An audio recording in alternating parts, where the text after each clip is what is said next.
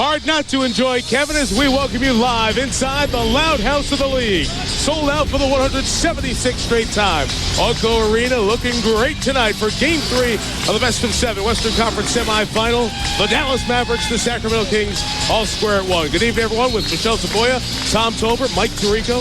NBA playoff record book at hand, just in case we have a game like we had in Game 2. What about the absence of Chris Webber? Your thought on the biggest impact on Sac? Well, first of all, if you can't enjoy this game, find another sport. You won't enjoy this game. This is where it's at right here, Sacramento and Dallas. And with the loss of Chris Webber, two of the big guys are going to have to step up. Vlade Divac is one of those guys. He can pass. He can score. You look at what he did in Game 2. The numbers are going to have to be more reflective of what he did in Game 1, along with Keon Clark stepping his game up. But with this team, so many weapons, anybody's liable to step up and have a big game. Well, as we look at the Bud Light starting lineups on the Sacramento side, you will see that Hedo Turkoglu is the one taking Webber's plays, along with Divac, Peja Stojaković, Doug Christie, and Mike Bibby. Dallas with their familiar five: Steve Nash, Michael Finley, Eduardo Nahara, Dirk Nowitzki, and Rafe LaFrentz, with Nick Van Exel, 36 points in the last game, waiting to come off the bench.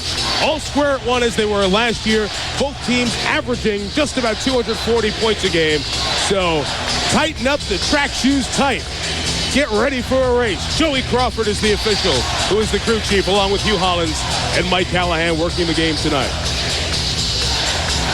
A lot of excitement here in Sacramento as the playoffs come back.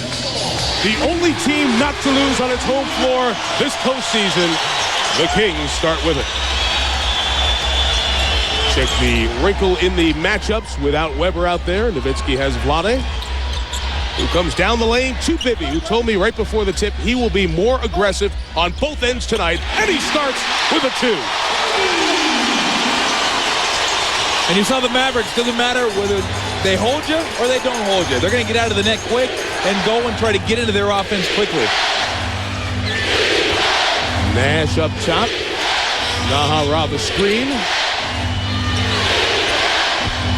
Misses the 2. Divac gets the rebound. Bibby tees Turkoglu. Good playoff last year when injuries forced him into the lineup. It was the injury to Peja Stojakovic that forced Turkoglu to play in the deciding 5th game of this meeting between these two teams. Adrian Griffin lost it out of bounds, and here's Michelle Taboya. Well, Mike, the other key injury in this game, Bobby Jackson. It happened in the last game. He's not wearing a mask over that right eye because the fracture to the orbital bone is so close to the eyeball that if they had fitted a mask to it, it would have impaired his vision. He swears he wouldn't have worn it anyway, Mike. He said it would have bothered him too much. Christie from the outside connects, and that's very important for Sacramento. Doug Christie's been struggling from the field.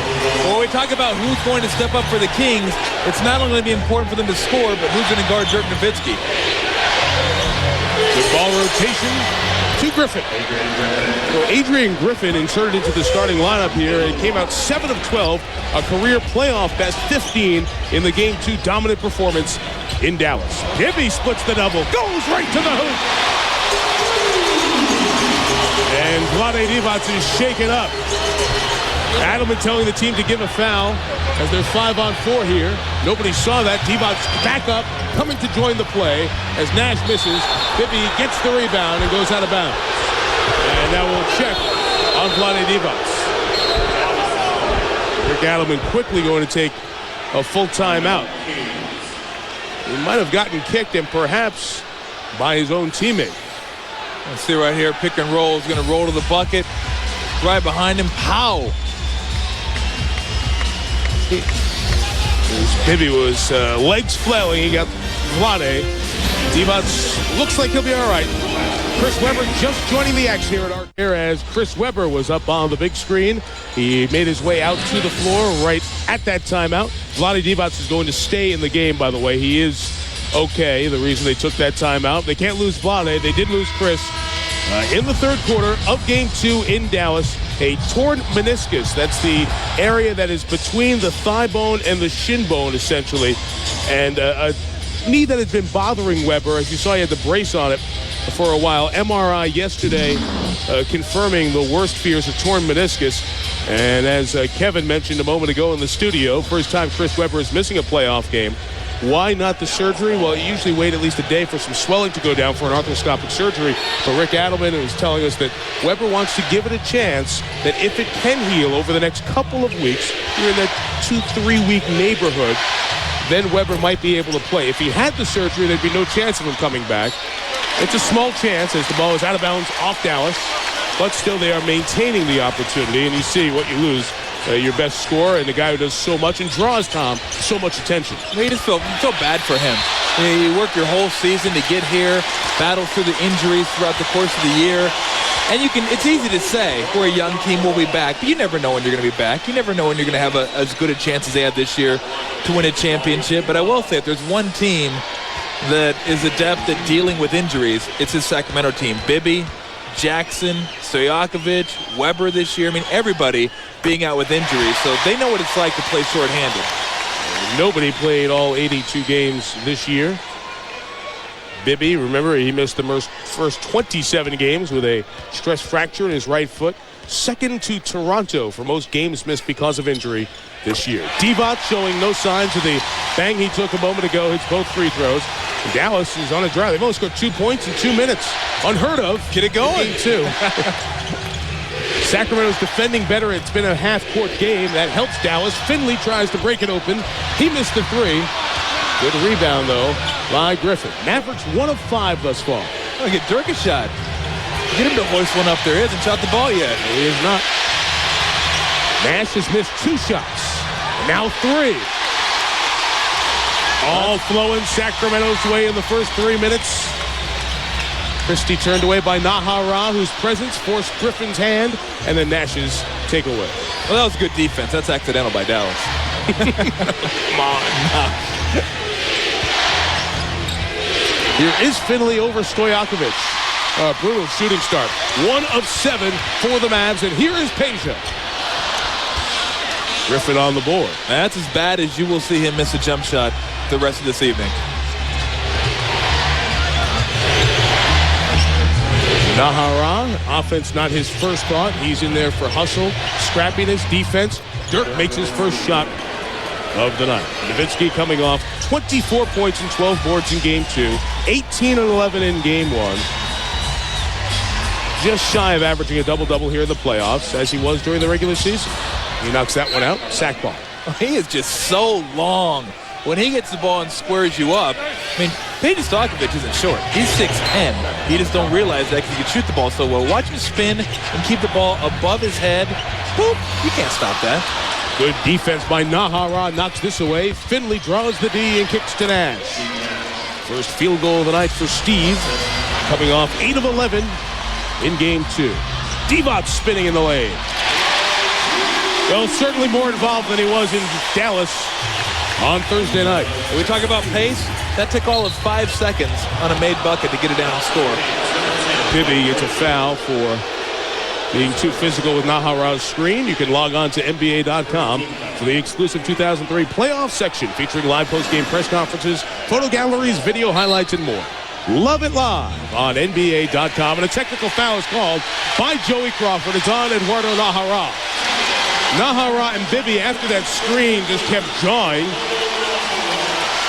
And Joey Crawford says, enough lip, a T on Nahara. And you always feel horrible, too, when you're like one of the role guys. I think when a superstar gets a T, coach usually like, don't worry about it, go out there and get him. Somebody like that gets a T, it's like, what are you doing? What are you doing out there? You can see right there the screen on Bibby. And I'm not sure exactly what's said after that. Maybe the bumping into him. If the bumping into him was a T, I'm going to say that was a pretty cheap one. Well, they're back at it, banging again. Go to the floor here, and it's called on Nahara. Some of the aggression Mike Bibby talked about, both ends of the floor. He's not hanging for getting caught up in that stuff as he did in game 2. 2 on Nahara, and Van Exel coming in. Well, Nahara's a physical player. He's not going to shy away from contact.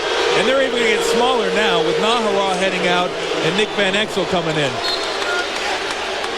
In essence, Dirk Nowitzki will play the center position, both offensively and defensively, although there's nothing stoic about him on the offensive end. Oh, he's battling with Vlade Divac, and Divac picked up the offensive foul. So Nick Van Exel inserted into the game after that Divac foul, and Nick just had one of those Nick Van Exel unconscious evenings. 14 of 19 from the field, 36 points. Most points by a reserve in more than a decade in the NBA playoffs. Earl Bailey was the last to go that high coming off the bench. Griffin baseline, good rotation there.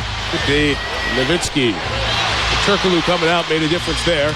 Divac back to the floor. Van Exel's first shot. Nick calling for the foul. But Divac's doing a nice job on the glass. He's got to get some help. Peja's got to be back. Turkoglu's got to be back and give him some help on the defensive glass. Hedo Turkoglu. Nowitzki gets the board. Vlade going for that best foreign film Oscar once again. Oh, on cue. Here is Nowitzki. The trout. And Nowitzki and Vlade are jawing back and forth, back up the floor. Just call him King Salmon, Trout, whatever you want to call him. The guy can flop like no other, but the official's not buying it that time. Look at this. There he goes. On Vlade.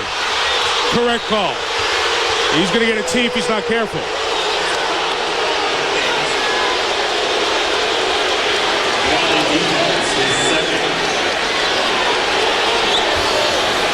You can see right there Nowitzki getting on him, and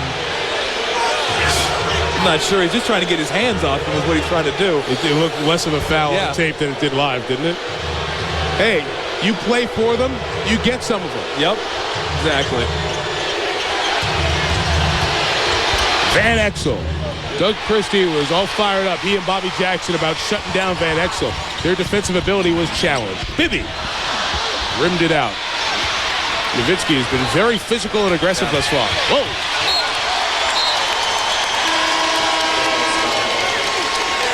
Keon Clark's going to come into the game. Divac's coming out with 2. Well, with this lineup, it'll be interesting. Neither team has a dominant rebounder out there. Who's going to be able to control the glass on both ends of the court? Griffin let Bibby fly by. Dallas 4 of 14 here in the opening 6 minutes. Stojakovic inside. Foul on the floor.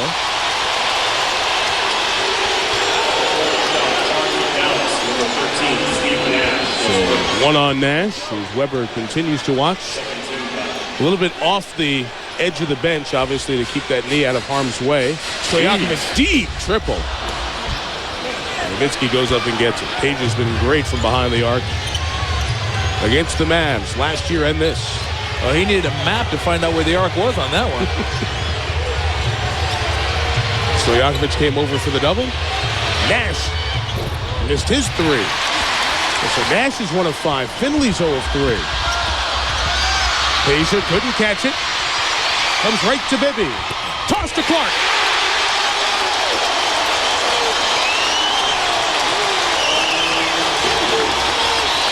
Well, everything went in for Dallas in game 2. Nothing going in right now. Van Exel trying to make it happen. Nice drop for Dirk. And Nowitzki, only Mav who's on pace here. 3 of 4. He has 3 of the 5 Dallas field goals for Don Nelson, who's gone for cotton in the ears here at ARCO tonight. It is that loud in this building. Van Exel fouled Christie. And the great thing about having a guy like Keon Clark, you just throw it anywhere up there. Captain Extendo will get it.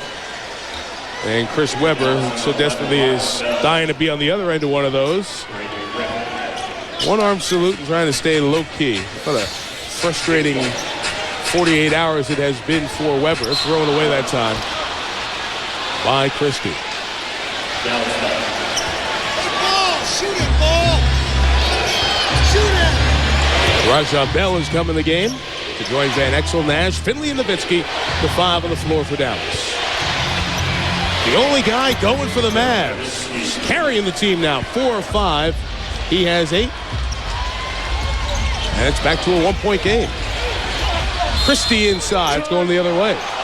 Offensive foul called by 27-year veteran Hugh Hollins. Well, we've seen a lot of offensive fouls so far in the game tonight. I think a lot of that is just because of the excitement. And Nowitzki, when he gets it going, that's all you can do. He's the only guy that's going to determine whether he makes or misses just because he's so long and it's easy for him to get a shot off. Sacramento has 3 offensive fouls and 7 turnovers, offsetting their 50% shooting here in the first couple of minutes. The Mavs are 6 of 17 thus far, with much lower scoring first quarter than we've seen in the other games. Van Exel, so hot in Game 2, has opened 0 of 3 here in Game 3. Peja Stojakovic. His first field goal. Yeah, Nick might even think once before shooting it next time. Believe me, 0 for 7 is not going to dissuade Nick. Big 3 from Finley up top, as Michael's hamstring injury that stopped him at the end of the season is getting stronger. Bibby to the cup, counted and a foul. Raja Bell picked it up. Oh, he just crossed him over, and he's got a very good crossover. You see right there, into the middle. Raja Bell, instead of sliding over, reaching, you're going to see Raja Bell right there. Reach, you got to slide over and get your body in front and make Bibby give that ball up. Bibby, who averaged 20 points per game in the playoffs last year, 16 a game in the regular season, a dozen in the playoffs thus far this year. Production off a little bit. Well, by nature, he's not a selfish player. He's going to try to get everybody involved, but he has to be selfish now that Chris Webber's out. Nash 1 of 6, being outplayed by Bibby, who has 7 points. Turkoglu!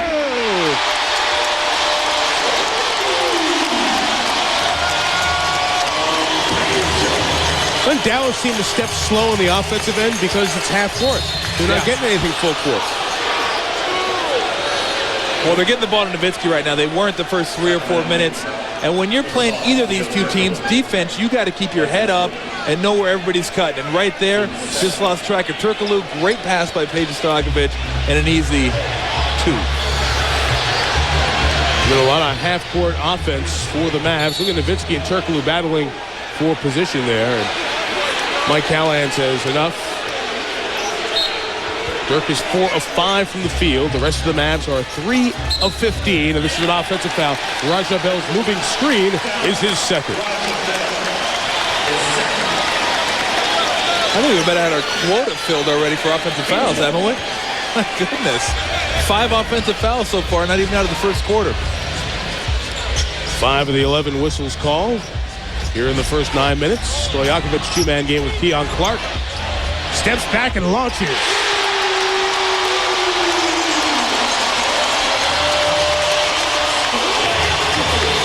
Finley around Stojakovic, met by Clark.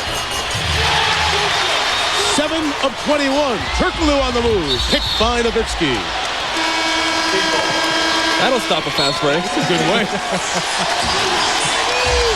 Nash and Finley are 2 of 11. Nowitzki's keeping Dallas in it offensively. But Peja Stojakovic in Sacramento hitting early, 9 of 14. They're on an 8-0 run. A great assist and a sweet deep 3 from Peja as the Kings are up 8. 3 minutes left, quarter 1 of Game 3 in Sacktown. Their level of aggression, and we knew they were going to come out hard. They played with a level of intensity that we just were unable to match for whatever reason. Rick Carlisle's team out-rebounded 48-30. They lose by 10. Your thoughts on that game? Well, obviously, Philly had to have this game. They came out and dominated the backboard, but you have to more so talk about Detroit. They have to feel good about themselves. Chauncey Billups didn't play. They get this next game. They still control the series. Meanwhile, you want to send it back to us? Hey, Mike and Tommy T, back to you guys. Oh, that's nice. Thank you, Greg. Greg trying to go it alone here. Must be very frustrated after a whole season with Kevin. We understand, buddy. 23-15, Sac leading by 8. Nowitzki's handled most of it for the Mavs. They are, as a team, 33%. A far cry from the 77% they shot in quarter number 1 of Game 2. Bobby Jackson back in. Cracked orbital bone. Inside is Jackson for 2. And you might worry about some players being aggressive with that. Not this guy. He is a little Jack Russell Terrier. He'll get in there. He's going to battle. He's going to play his game. And his game is being physical for a guy at 6'1". And just managed to sneak inside for that last bucket. And he's a guy that's going to find his way to be inside. And you see him right there. 18 points for Nick Van Exel, leading the subs. Bobby Jackson at 14 points and was averaging 20 points a game when he was a starter earlier this year. They had Finley on the mismatch covered by Bibby, but it was knocked away. The foul on Stojakovic doesn't cost anything. Christie the miss. Van Exel comes away with the rebound. What would you like to see Dallas do on this end? Well, that's a little bit of it, right? You got to get going. I mean, they're a team that has to play on the edge a little bit. And shots like that, they're going to make some, they're going to miss some, but that's the way they have to play. They're not going to be a typical NBA team, set it up, do this. They can, but just on the edge, take some shots that other teams normally wouldn't take. Look at Jackson go aggressively. Clark couldn't catch, did, got it, and a foul on Finley.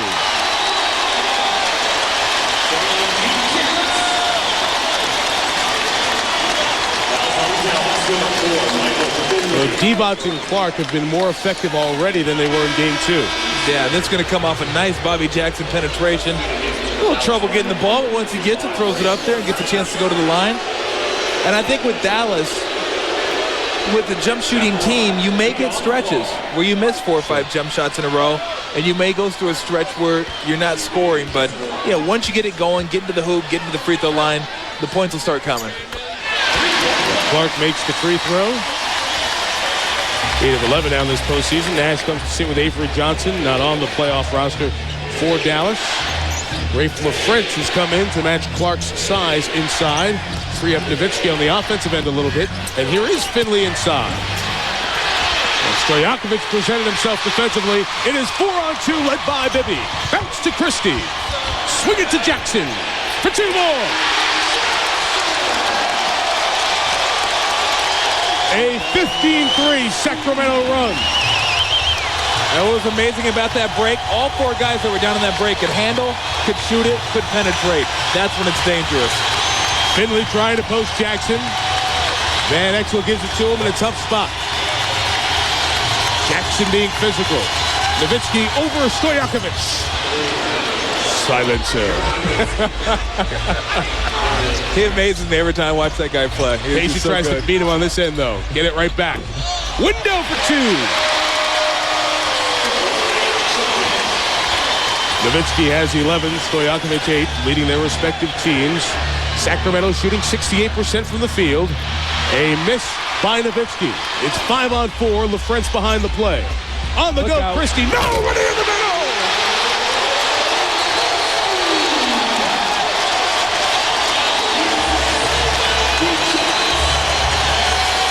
Quick, Nick, 2. Sacramento's doing what Dallas did after the makes. It's like over midcourt and 3 seconds on the clock. Yep. And they're shooting like they did in the last game. 72% from the field in the opening quarter. 15 of 21 for Sacramento.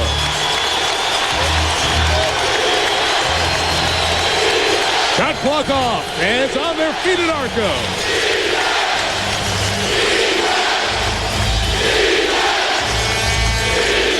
Van Exel will take the 3.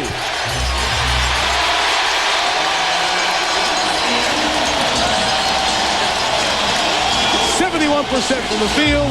Sacramento by 13 after 1.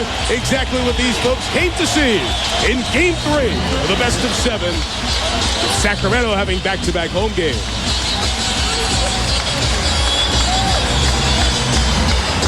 In the state capital of California, ARCO Arena, Sacramento, with Michelle Tafoya and Tom Tolbert. Mike Tirico. Well, this man was busy today. Roger Clemens getting career victory 298 against the Oakland A's. What, the 85-mile drive up here to Sacramento to watch Game 3 in person. And a future Hall of Famer and a Hall of Famer, Reginald Martinez Jackson. Reggie Jackson with the Maloofs, Gavin and Joe, having them as guests here for Game 3. Rick Adelman's team closed the quarter in stylish fashion, Tom Tolbert. Still one of my, I still got one of my favorite memories. You got me on the wrong track. That's okay. Bob Welsh, Reggie Jackson. Back it's like 78, 79, and Reggie hitting the home runs. But it's a, it's a pace that Dallas likes right now. They're just missing shots. I mean, they're just missing shots. There's really not much you can say. I mean, this is the way they play, and you go through stretches when you're a jump shooting team. Jimmy Jackson in the game. Finley rises up to connect over him, and it's 36. Like most people, you would say, if they miss that shot, on most teams would say bad shot. That's how they live on the edge. They live taking those type of jump shots. Just got to do a better job in transition defense and covering up the bucket. Nice defensive job on the pick and roll by Nowitzki. Christie unable to convert. Keon Clark inside keeps the possession alive. Bobby Jackson shoots three. And Finley goes up to get it. Raja Bell, Ray LaFrance, Nick Van Exel, Nowitzki, and Finley. There's two starters out here right now for Don Nelson. One thing Dallas misses with Eduardo Nahara on the bench is his defensive rebounding and his toughness. They don't have that without him. Somebody's got to step up and help on the boards. Jackson right in Van Exel's face. Only two to shoot. He'll shoot. Don't worry. He got it off. And Jackson the rebound. Very good suffocating in your shorts defense on that trip from Sacramento. They are not going to give Nick free looks here tonight. Well, Peja Stojakovic just waved him off. Nowitzki's going to be collared with the foul, but Keon Clark was coming over to set a pick and roll, and Peja Stojakovic said no. It was Mike Bibby taking care of his hygiene. He just waves him off because he thinks he can take Dirk Nowitzki one-on-one. He doesn't want the clutter or the confusion. Didn't take him, but he got the foul. That's nice. Some people call screens, pick and rolls, good fundamental basketball. To a score, clutter and confusion. Just get out of my way. Let me be. Christie up top. Well, his shooting has been just plain off. He's trying to get it back. Out of bounds. It will stay with Sacramento. Tomorrow, NBA playoff action continues with 3 games. We're going to have game 3 of the Lakers in San Antonio. Game 4, excuse me, of the Lakers San Antonio. Our coverage will begin with shoot around at 3 Eastern, tip time around 3:30. Lakers trying to even the best of 7. Jim Jackson the miss, Nowitzki the rebound, and to echo everyone else, our best wishes to Phil Jackson for a speedy recovery as possible and full recovery. Finley with the foul. The angioplasty for Phil Jackson earlier today, spending the night for observation in a Los Angeles hospital. And it'll be interesting to see how game time decisions change if Phil's not able to be there in game 4 for the Lakers. Yeah, it's not so much you change the system. You know the triangle. Everybody knows the system. But you know when your head coach tells you something, you take it as gospel. It's like, okay, let's do it. Not to say you wouldn't do that with an assistant, but maybe you say to yourself, well, is this what Phil would be doing? Should we be doing this? So maybe, mentally a little bit tougher, but they've won 3 championships, Shaq and Kobe. They'll be fine. 1 of 2 on the first free throw attempts of the night for Dallas. Free throws have been extraordinarily lopsided in this series. Very little to do with officiating, more with style of play. Huge Sacramento edge. Foul inside on the Mavs, and here's Michelle. You guys were talking about Phil Jackson, and certainly Don Nelson was asked about it before the game. And if you notice his tie, guys, it's purple, Laker purple, not King purple. He said he wore it in honor of Phil Jackson. Classy from Nelly. Andy Jackson watched by Finley. Stojakovic in rhythm. That is the sweetest looking shot. Both he and Dirk are 1 and 1A, but when they get it with their feet set, fun to watch. The reply from LaFrance is off, and Bobby Jackson goes up and gets the ball. Well, I guess the question is, what are you doing giving Stojakovic room to breathe, room to sniff? You can't rotate off him. You got to be up in his shorts and not let him get that shot off, because just a crack of daylight, and he can do it. Bobby Jackson lost LaFrance. The open man is Jimmy Jackson. For 3.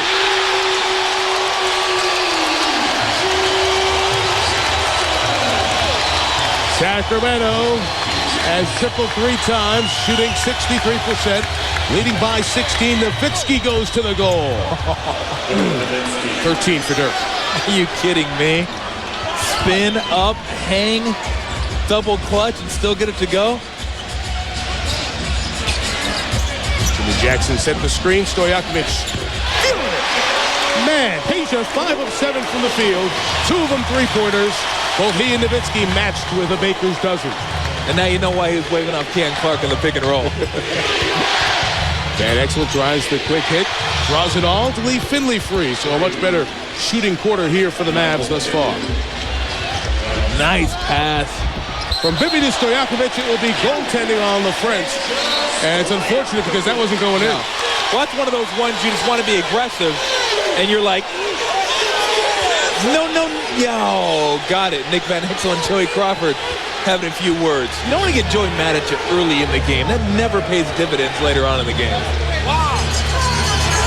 46-31, a 15-point lead. For Sac, LaFrentz to the goal. It's a 2. Sacramento, it's 2 possessions in a row. They've been over the midcourt line 1 second into the shot clock. It's just... Well, they're not waiting for anybody. Boy, somebody better come help him. Jim Jackson over Van Exel using the size advantage. He's so thick. I mean, Jimmy Jackson's a thick guy.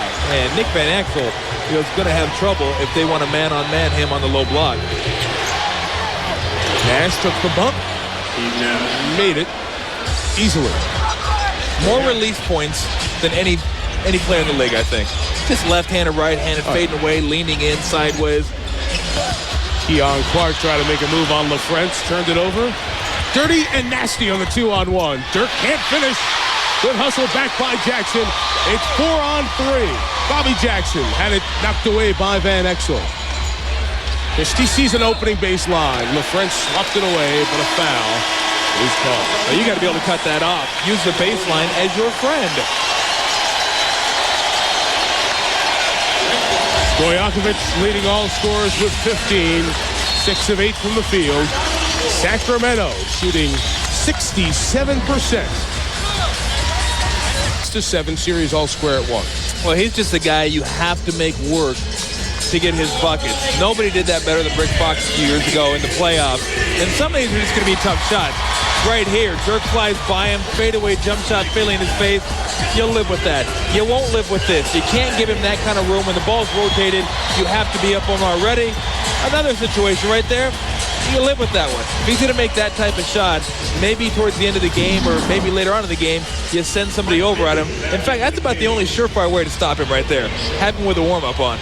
Scott Pollard patting him on the back. Jackson and Bibby are going to be the backcourt with Christie, Jimmy Jackson, and Keon Clark as Christie comes to the line. Just to let you know, we're about to bust 50.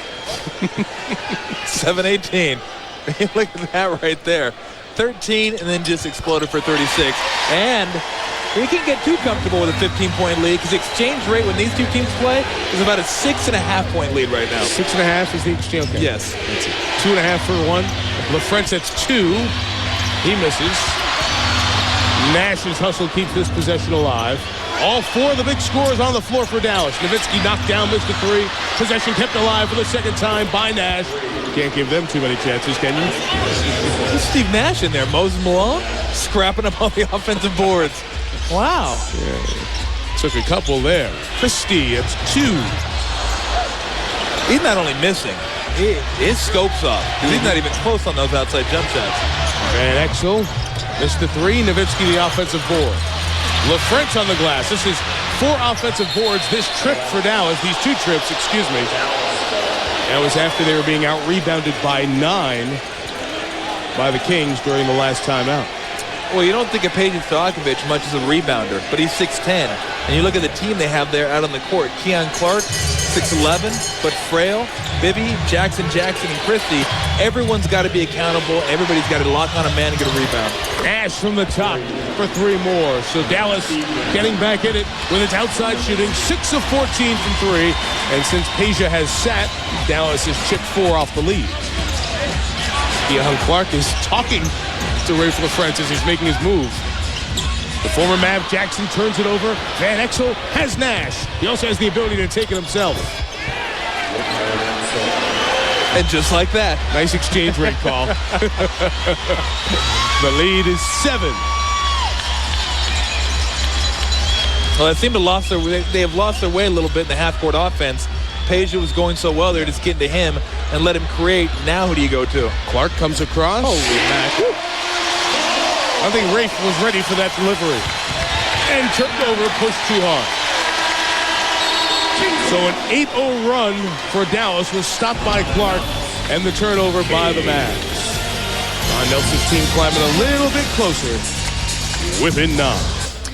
Well, these Kings fans understand it. If you really want to know how to watch this game, you do it on high def. ESPN's High Definition, our new definition service made possible with the help of Philips and Best Buy. And for more information, you can contact your local cable operator or satellite provider.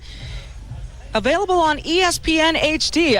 These fans seem to like it, and it certainly brings out the Carol Merrill in me, Mike. You know what, Michelle? Carol Merrill is nothing on you. I'll tell you that right now. We'll take Michelle any day of the week. Michelle should get an HDTV for that, for having to do that. Absolutely. Great chance to watch the game in HD. It's certainly a different look, a terrific look for sports. You'll be seeing plenty more on ESPN HD. All of our Sunday night baseball games as well are in high definition, available on ESPN HD. Sacramento brings Divac and Stojakovic back in the game after the Dallas run, and those two convert right there.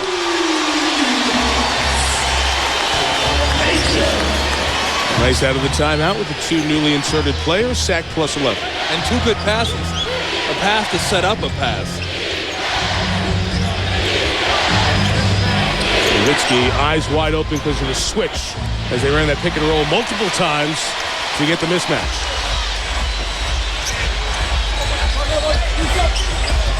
Stojakovic will try to post on Finley. Well, that's a little different matchup for him right there. Not as long as Nowitzki, but more athletic. Tough shot. Good job by Finley defensively there. All four of the scorers who scored over 100 points combined in that record-setting game 2. Van Exel misfired, and Jimmy Jackson will get it on the run. Nice job to go behind the back. Bibby back to Jax. A lot of contact. Lay on. There's Mike Callahan. Well, I'm surprised. You slide it or something like that. That's dangerous. That should have been a foul. Finley missed. Nowitzki did not. The 7-foot German now has 15 points on the night. Nowitzki 6 of 12 from the field and 7 rebounds. Dallas doing a great job of scrapping for rebounds, too. Getting all the loose balls down there. Nash got a couple. Nowitzki with that one. My goodness. Bibby spun and turned to look for the official. Meantime, Nash leaking on the other end. The 1-on-4 fast break. As only Nelly could do it, right? Only a Nelly team could love that. Divac's posting on LaFrance. Vlade climbs across the lane. Shockingly taken to the deck. LaFrance trips over him. Words are exchanged between the two. It is so frustrating. And Joey Crawford said enough. I think we're going to have double text here.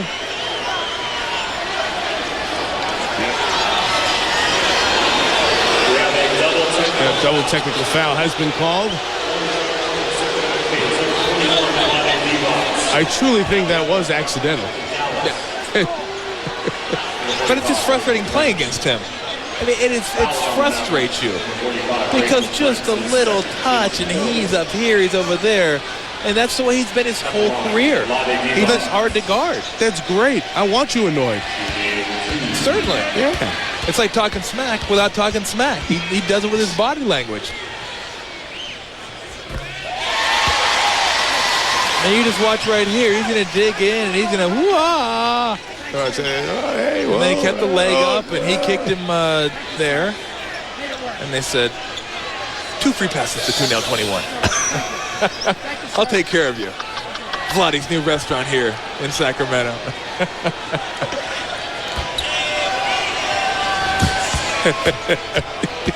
Did not have to go there. So one more at the line for Divac.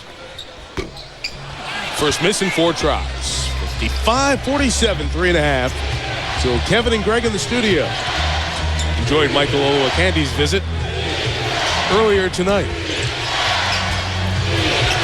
LaFrance. Rafe has not had his shot going, but he chased it down. Couldn't squeeze it. Jackson on the move. They can't stop him. To Bibby. It's been a very good offensive half for Mike Bibby. He has 11. Knew he had to step up his offense here this evening.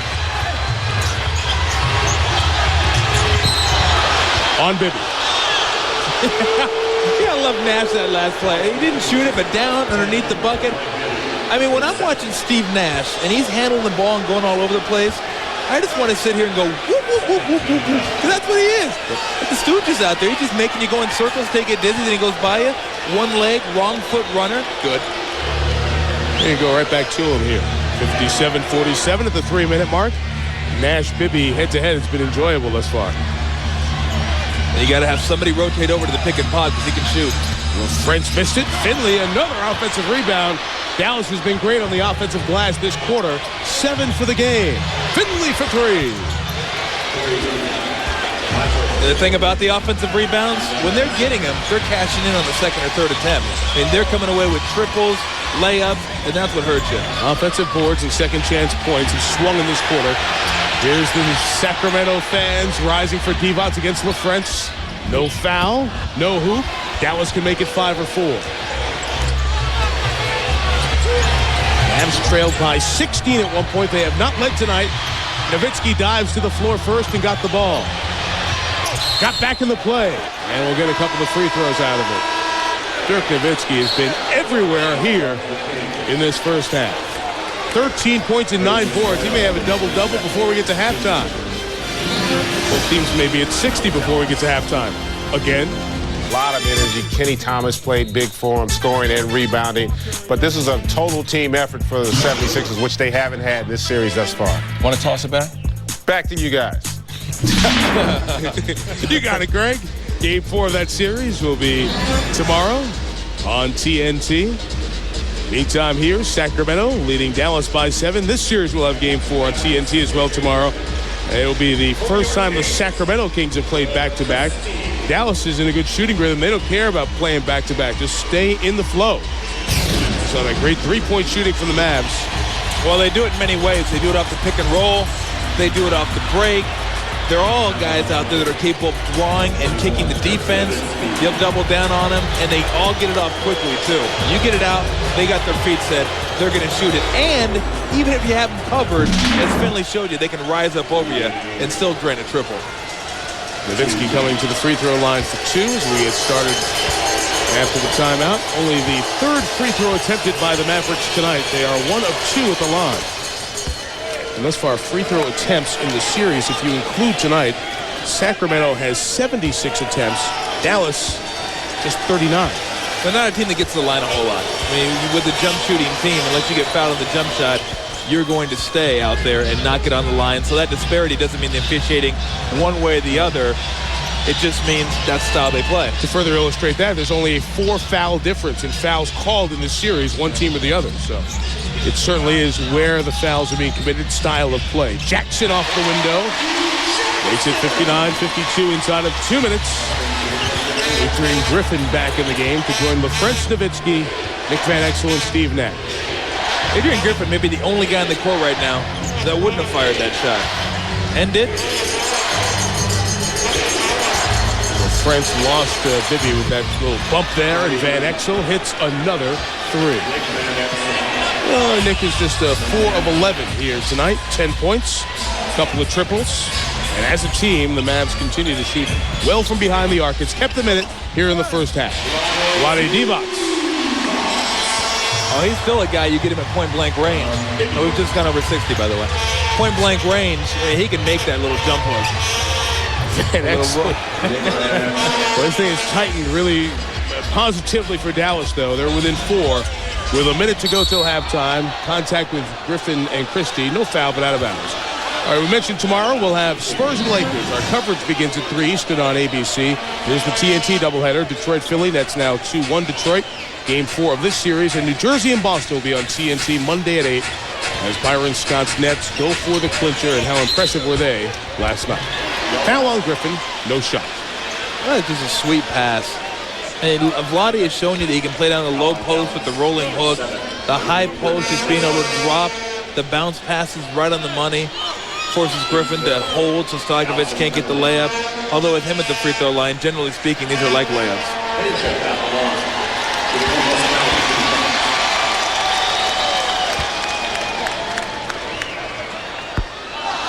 One more coming for Stojakovic. I was never a very good layup shooter, to be honest with you. Top 12 shooter in the league from the line this year at 87%. You see his numbers on the evening. Now 27 of 32, he said, from the line. Maybe we'll get both teams to 60 here at the half. I bet Dallas is going to have like 20 fewer points at the half than they did the last game and still be close to 60. Well, it's an odd matchup right here. You get all the offensive firepower, and you're isolating Adrian Griffin.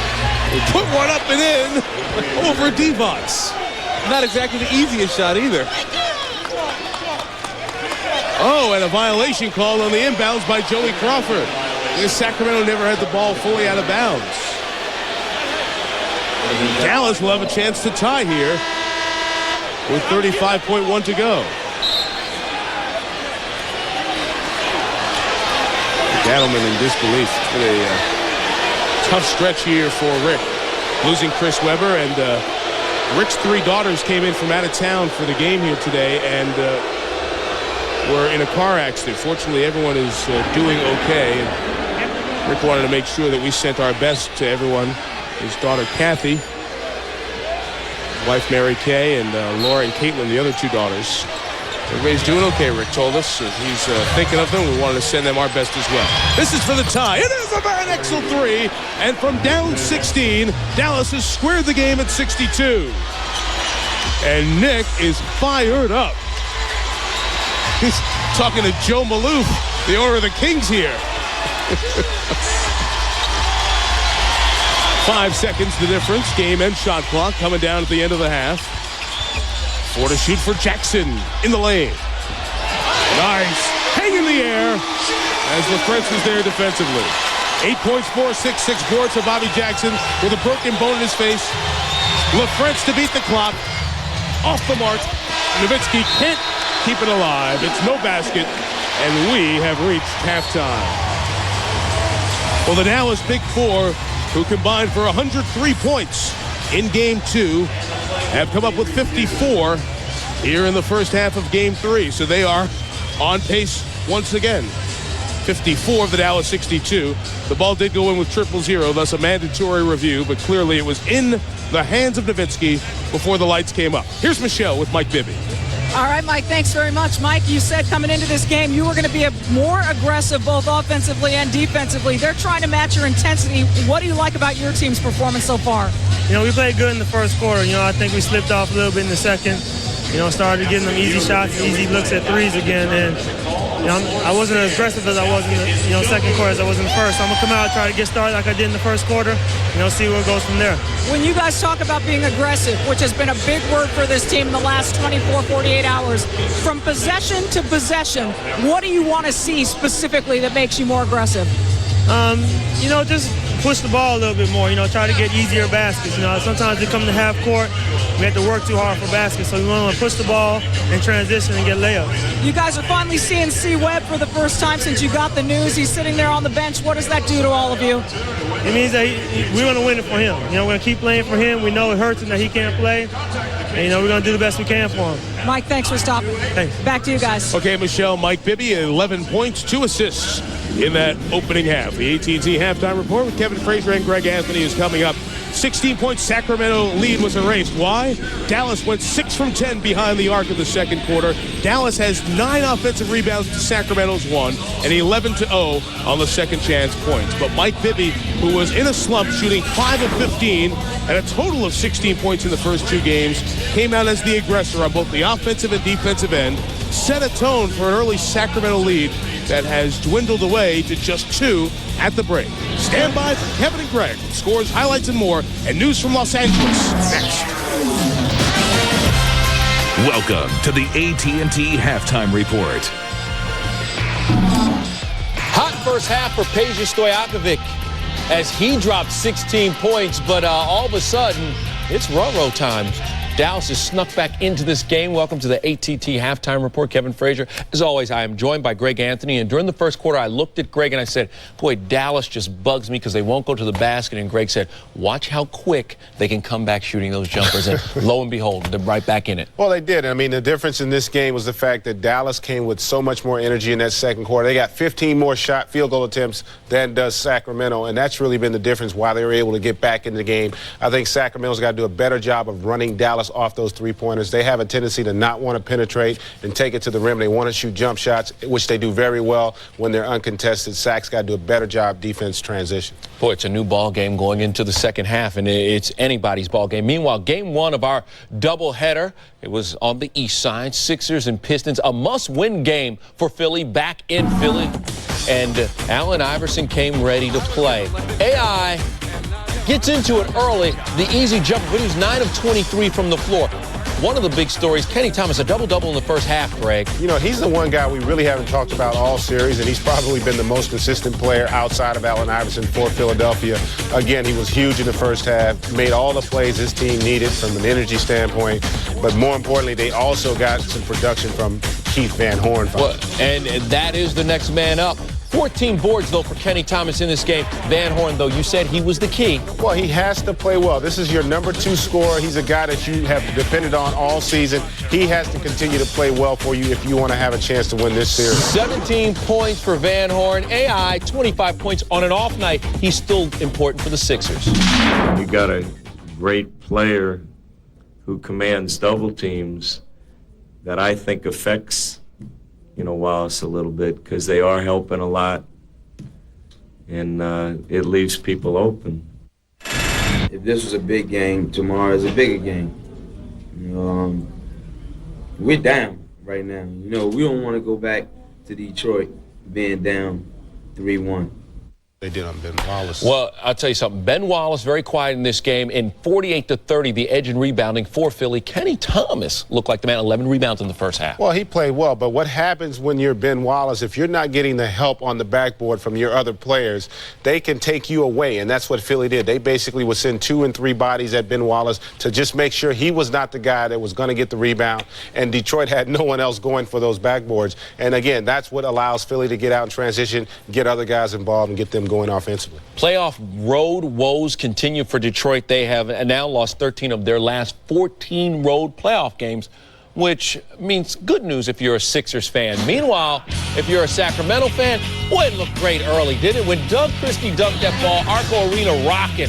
All of a sudden, Dallas is back, and it's a 2-point ball game. Nice shot. All day. You reach, I teach you. I won't score again? How you like that rainbow? That's ugly. Could have done. You should have done. Hey, Mike.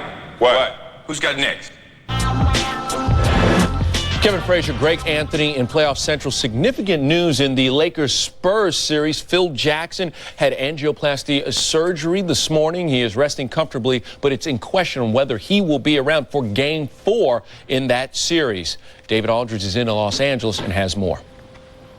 The Los Angeles Lakers won on Friday night to close within 2-1 in their best-of-7 conference semifinal with the Spurs, but obviously the big news, Phil Jackson undergoing a procedure on Saturday morning to open up his artery, which was 90% blocked. His status for Sunday's game is uncertain. We have Jim Clemens here, who will be the acting coach if Phil can't go tomorrow. Clem, what is the mood of the team after getting that kind of news? Well, we all have Coach in our prayers and thoughts, and hopefully he'll be able to attend the game and be successful with us. But the fact remains right now it's an unknown. We'll find out tomorrow morning, early tomorrow morning, whether he'll be able to attend the game or not. How hard was it for him to get through Game 3? Well, coming in and prior to, he said he wasn't feeling well. In fact, yesterday he kind of joked that he might have to rub his heart to keep his breath going. And but he didn't make any overt overtures I'm aware of. We just felt that he wasn't his usual self on the bench, and with good reason. So the fact remains is that we hopefully that this will be successful, was successful, and we'll have him tomorrow. If he can't go tomorrow, you guys know what you have to do against the Spurs. I don't think that changes. But is there anything just on the bench psychically that the team will miss if Phil's not there? Well, like I tried to tell the people during the news conference is that, the best person that knows his team is the head coach. Assistant coaches, we're around, day to day doing what we do. But it's the head coach's team, and he feels the reins. He knows his horses. He knows the strategy that he wants to bring forth at particular times. And anyone other than that is merely guessing and speculating. And the one thing that you have to do is, once again, we have a system. The system is in place. We'll let the system run itself. And if I have to do it, if I can manage timeouts, manage matchups, that's the best that I can do. Hopefully we'll knock down some shots and play some good, solid defense. Jim, good luck to you tomorrow. Phil Jackson will undergo additional tests on Sunday morning to determine if he can be around for Game 4. Back to you. David, thanks a lot. Our thoughts and prayers definitely with Phil, and Jim Clemens very capable. He can take care of business. Meanwhile, forgotten in this is the fact that the Lakers really put it on the San Antonio Spurs in Game 3. You know, they really did. And one of the things that they did is they made some offensive adjustments. Phil Jackson had Shaquille O'Neal play more of the high post, which opens up the floor and the spacing. Whenever you're pressuring a lot, as San Antonio is, you're very susceptible to the back doors. And Shaquille O'Neal got 8 assists in that game, a lot of them back doors for Ori and also Kobe Bryant for dunks and layups. And I think that really got them going offensively. Lakers creep back in the series, get their first win this season against the Spurs. Now, Game 4. Tomorrow, coverage begins with NBA shoot-around. It is Game 4 of the Western Conference semifinal. Spurs-Lakers, 3 o'clock Eastern. Make sure that you take care of the mothers first. On ABC, though, is the game. Nick Van Exel has been insane. 51 points in the last 3 quarters. He's the reason that the Mavericks are back in this game. The NBA playoffs continue at ARCO Arena in Sacramento. It is Game 3 of the best of 7, a 2-point Sacramento lead, 64-62. Sacramento a blazing 63% from the field. Dallas staying in at time with those next 3 lines. 50% from 3. Sorry, bud. Their offensive board's 9-1. How about shooting 45% and throwing up 62 points? That's amazing. How do you do that? Well, you get a lot more shots than the other team. How do you do that? You get offensive rebounds. And this is not a great offensive rebounding team. They just been scrapping. Steve Nash in there getting offensive rebounds. The offensive rebound doesn't kill you. But what happens after the offensive rebound does? And they've been scoring. 3-point shooting. Are you kidding me? 17 last game. 9 at the quarter this game. It is absolutely incredible. And how the Kings been getting their buckets, getting out in the open court. And when they get out in the open court, they get great spacing. Like right here. Freeze it! You look at the spacing right there. All these guys way away from Mike Bibby. Let her run. Christie over to Bobby Jackson. All the guys capable of shooting it and penetrating it. And yes, Mr. Vitale, my check is on the way. Yeah, the other bald guy's better at freezing, I'm sorry. Here's Michelle Tafoya to talk about what they were talking about at halftime. Well, I spoke to Don Nelson coming out of the halftime, guys, and he said his biggest concern about the second half was indeed penetration. 26-12, they were outscored in the paint, but what he liked about the run to close out the first half was his Rafe LaFrentz, Dirk Nowitzki lineup. He said it was a little bit bigger and they were more active, but keeping them out of the paint is crucial in the second half, guys. All right, Michelle, the paint points, I should say, controlled by Sac in that game, in that first half, 26-12. And a lot of those are from fast breaks. It's not just because you're dominating inside, because you're getting out and scoring easy buckets. Nash at 3, and Dallas leads for the first time tonight, 65-64. So the Mavs, who trailed by as many as 16, have roared back in this one, outscoring Sacramento 37-20 over the last 10 minutes. Well, if you're going to make close to 23s, it's going to be hard to beat you. Turkoglu missed it, got it back. Hito in the starting lineup in place of Chris Webber. Much talk was going to be Keon Clark or Turkoglu. Out of bounds, off.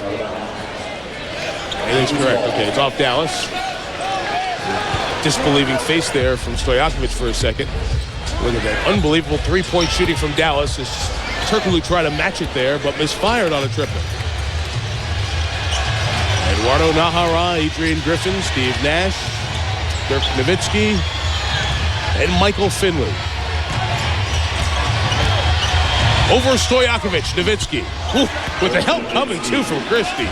Well, if you're going to come, you better come earlier than that. Because once he rises up, it doesn't matter how many people you send over at him, he's going to have a good look.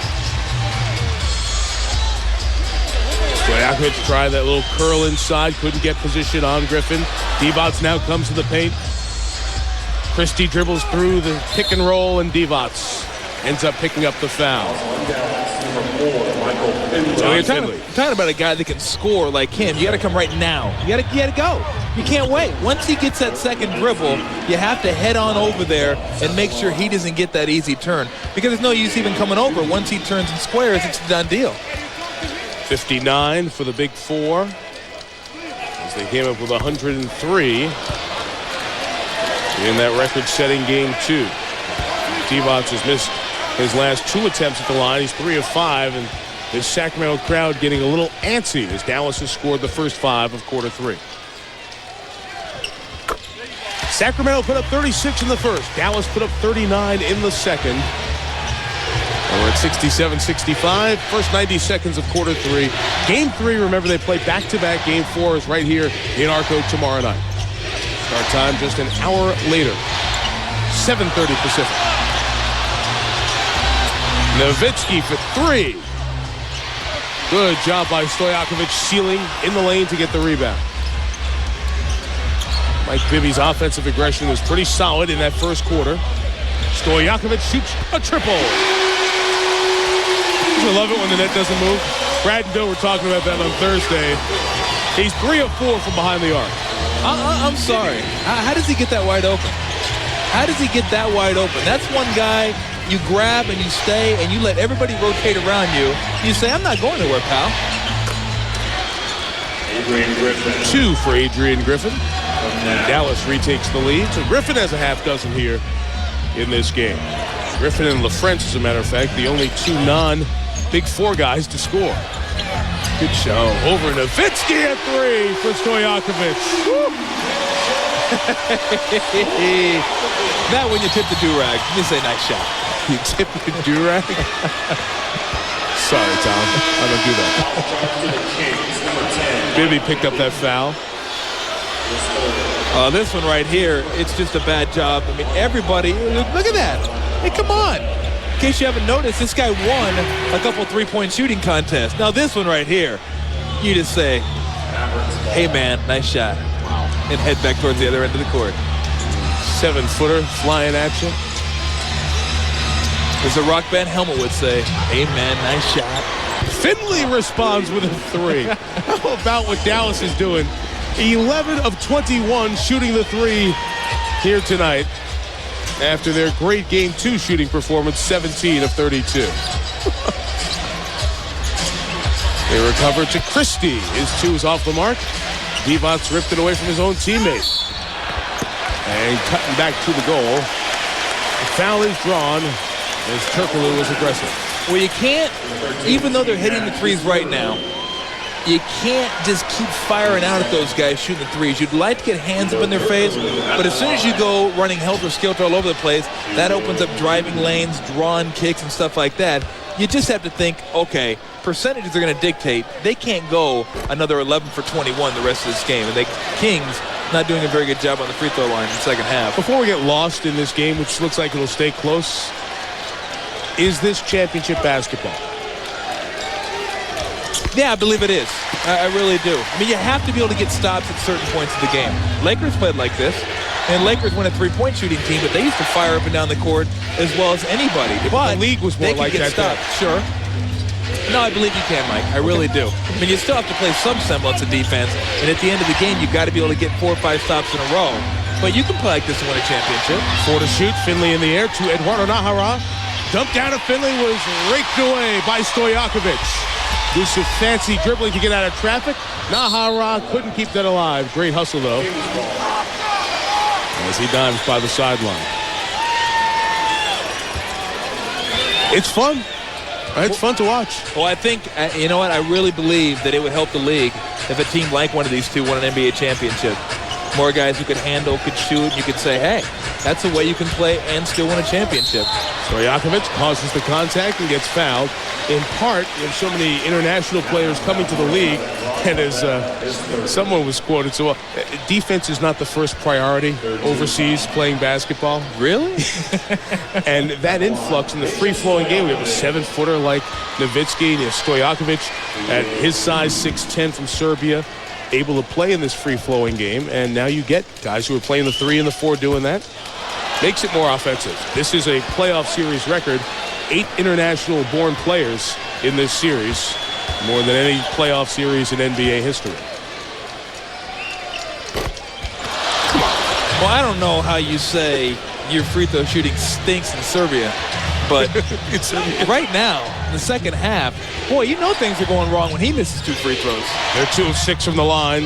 Stojakovic nearly a 90% shooter, missing both there. Tied at 72. Our second tie of the night. But he gets it right back. Dribbles through 4, tees up Bibby. That's goaltending. Raja Bell showing great athleticism to get up, but it still counts. That was pretty cool, though. That was goaltending, but to be able to get up and pick that thing right out of the cylinder, you know, watch Bibby go up. Whoop. Nice. Nowitzki had that pass bounce off his shoulder, gets it back, plays the 2-man game with his buddy Steve Nash.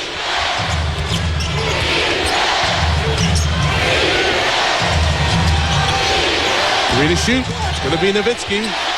Nice fake to the left. That's a joke. That's a guy. That's textbook defense. That is right in your face, and to be able to rise up and do that. Vlade was looking for that quick pass, but nobody was there. Now Turkoglu re-tees Divac.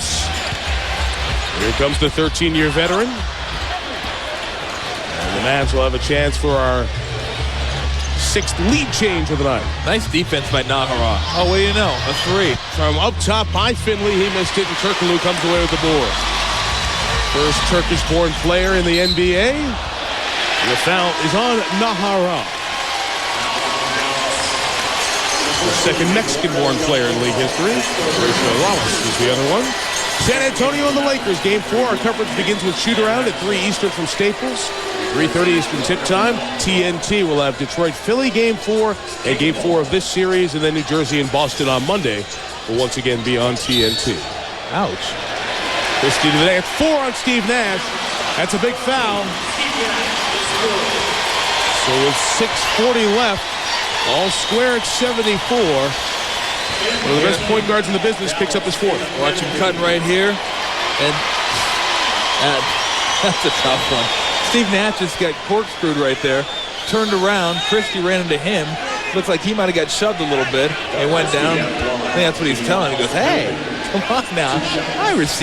You can't receive the ball and get a foul call on you. One from Christie. Nelly going to leave Nash in here with 4 fouls? Sure looks like it. Del Harris is talking to Nelly about it right now. Well, I think Nelly told him he had 4 fouls. He got the cotton in his ears and he can't hear him. Why didn't you tell me? I did tell you.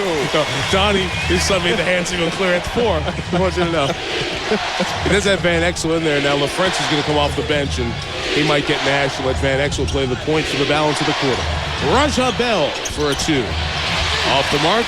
Every King imaginable, except the biggest guy. Divac was there for the rebound. Vlade's on the other end waiting. Stojakovic missed. Divac couldn't get the offensive board, but Van Exel touched it last.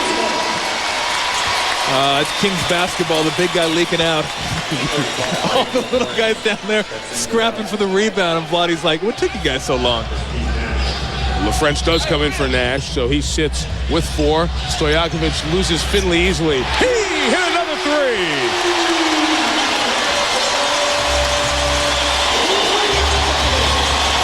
For 6 from downtown on their feet at ARCO.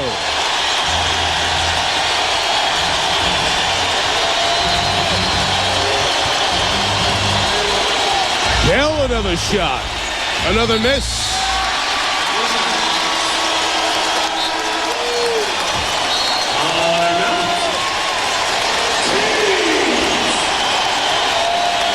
They lost a little bit of their enthusiasm as Dallas erased a 16-point lead early in this quarter, but he's brought them back. Stojakovic has hit his last 3 threes, 5 of 6 from behind the arc. Peja has 9 in this quarter, 25 for the game. After 26 and 24 in the first 2 games, continuing to lead this Sacramento team without its leader, Chris Webber, tonight. Sacramento surge. The Kings lead by 5. There's Paul Silas in the building. Michelle Tafoya tells us why. Yeah, well, Mike, at Don Nelson's invitation, he has joined the team. And Don Nelson said he tracked him down for 2 days after he was fired to get him to join the Mavericks on this adventure. I thought he did the best coaching job in basketball last year, and I voted for him for Coach of the Year. And he gets fired because they lose in the playoff game. He had more injuries than anybody in basketball, kept that franchise afloat. And I just invited him to, hey, chill out, let's have a few cold beers together, let's talk basketball. I can learn from you, and maybe you can learn something from me, and let's just enjoy. You know, they are very close friends, won a championship together with the Boston Celtics, and obviously Don Nelson feels very strongly about Paul Silas. He told me, though, Mike, this has nothing to do with a future coaching job for Silas in the Mavericks organization. Back to you. Yeah, he's very kind in his words towards Paul Silas. And to reemphasize your last point, Michelle, it's not the first time Nelly has done it. When George Karl was fired, Mike Schuler, Nelly invited him because he knows what it's like to be through that. Christie beats the clock, and a much-needed outside field goal for Doug. Gets sacked back on top by 7. Well, that's a pastime for Nelly, talking basketball and drinking beer. Just hanging out. Watch some film. Yep. There's so many good minds around this Dallas team. They've got more assistant coaches than half the league, it seems, but so many good basketball people that Mark Cuban has put around this organization. They're going the other way? Nope. That'll be a blocking foul on Bibby. It's 4 for Mike. It is. So both point guards, Bibby and Nash, have 4. 2 team fouls of the Kings. Mavs over the limit here in the third as Bibby comes to the bench.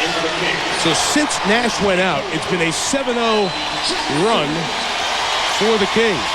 And it only took 1 minute and 33 to do it. Now we'll see what happens with Bibby out.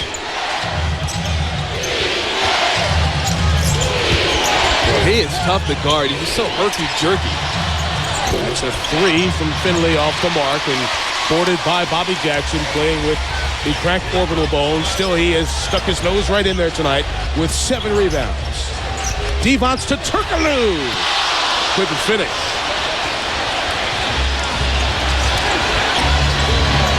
Nowitzki's been rather quiet here in the third. Well, if they don't double him, he's not going to be quiet very long. You know, we're right so rarely. I'll just let that sit out there. I wasn't going to touch it. I was going to let it go. 21-12 for Nowitzki. Now, we tried that 2-man game with Turkoglu. That time Jackson faked the cut down the lane. Boy, stretching oblique with that pass. Jackson is blocked by LaFrentz and a foul. It was the big body of LaFrentz that forced the injury to Bobby Jackson, but that shows you a pretty good, strong conscience by Jackson. Not afraid to go right back in there where it hurt before. That's exactly what I said earlier on. That's his mentality. He knows one mode, attack mode. That's the only mode this guy knows, both offensively and defensively. The break, as Michelle told you before, was high enough that he did not need to wear a mask. And a violent collision, as you see him coming in, just takes the brunt of it. When asked how painful it was, and Jackson's played through a lot of pain, it's the kind of guy he is. He just shook his head when I was talking to him before. He goes, I haven't felt pain like that before. But the swelling was not there yesterday as they thought it would be. LaFrentz takes a 2 and missed it good. High stretching rebound for Christie. Rick Adelman was worried because he had the same injury when he was a player and thought it was going to be a little bit longer. But high enough that he didn't need the mask and has been in here and effective. Vlade over the head to Peja. Good job by LaFrentz staying active defensively. 8 to shoot. The clock never recycled. It never hit the rim. Stojakovic.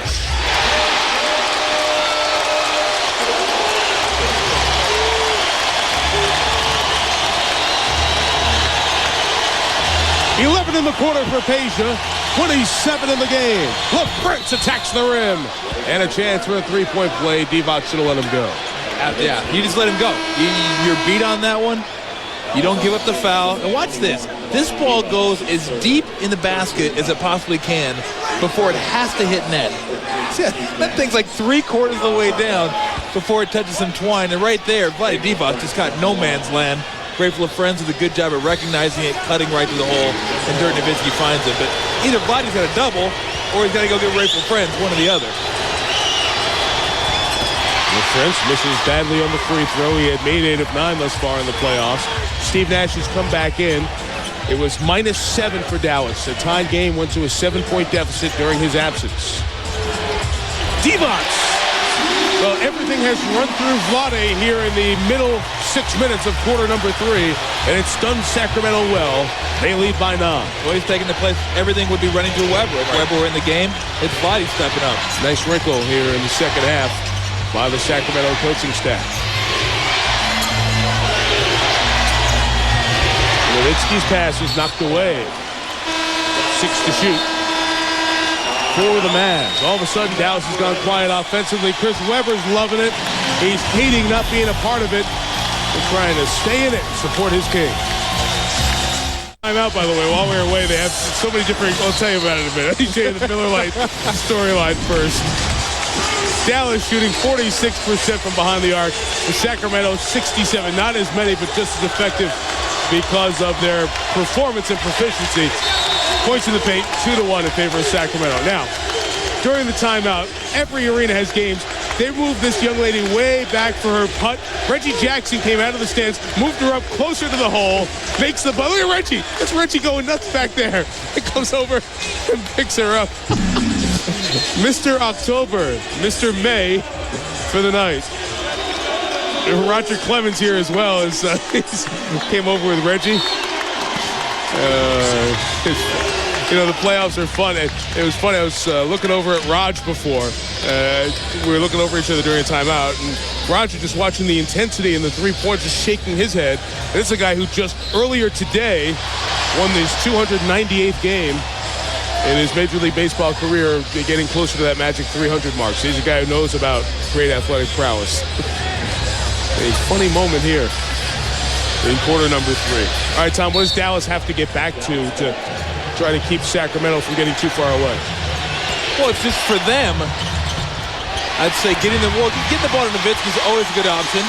And when you're living and dying by 3, sometimes when you get so hot from behind the arc, you don't realize when you've cooled off. Right. And in 3 minutes, you could be down 13 points. You say, oh my goodness, what just happened? So they can't just rely on the 3-point shot. Divac is fouled as Finley says, well, of course I'm going to be underneath him, but too bad. Let's go visit with Michelle for a second. Well, guys, Chris Webber is not talking to the media. He's barely spoken to his team, but he told me off camera that he was, quote, shocked and devastated by the news that his injury may be season-ending. And, Mike, he seems genuinely aware that people feel badly for him, and he is genuinely appreciative of that fact, Mike. Okay, Michelle, thanks. It's funny. Every time Chris Webber seems to be on the doorstep of success and something great happening to him, something happens. You know, you think of the Fab Five, 50-50, 5 minutes in the fourth quarter, the second half, they lose their game. This was the injury, of course, on Thursday night in Game 2, the torn meniscus in his knee, and he knew it was bad right away. He said he heard a bit of a popping sound. LaFrance runs the floor, gets the dunk. And as soon as it's 10, it's right back to 8. Divac shot the free throws and never got back on the race. Transition defense is that? On a made free throw. He had him beat by 5 feet. Jeez. I've heard of bad transition defense, but that one takes the cake. Stojakovic trying to keep it alive here in the third. Misfires, and the Mavs will try to hop back in it. Down 8. Nash playing with 4. Bibby sitting with 4. Finley left open for 3. Michael Finley hasn't been able to get his stroke down tonight. Turkaloo comes away with the board. Finley is 5 of 15, Tom. Can't lose your aggressiveness. You still got to be able to take it to the hole and make him play D. Jackson rims one out, and Van Exel gets the board. And Finley's much more than just a 3-point shooter. He can get into the lane and get over you. And right now, it's a hoist fest here. Yeah. Jackson with speed in the lane. Misfire. Nice defense there by Dallas. Track meet the other way. Nash to Finley. Van Exel runs to the line and shoots 3. When are they going to shoot the money ball? Where's the money ball? Where's the money ball? And Rick Adelman's furious with Peja for just hoisting here. Van Exel makes it.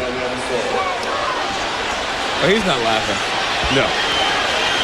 Five down. That means, hey, we're slowing down. Give me the big guy in the box and let's run some offense here. Well, he talked about that earlier before the game. Let's not get caught up in it. Yes. And for that minute and a half right there, they were definitely caught up in it. Here's 5 down. There's the big man in the box. Go get him. Yeah, push. On LaFrance, and Vlade goes back to push Rafe LaFrance for no apparent reason. Remember, Divac has a technical foul. Nothing transpires from that verbal exchange. Tomorrow, NBA playoff action continues on ABC at 3:30 Eastern.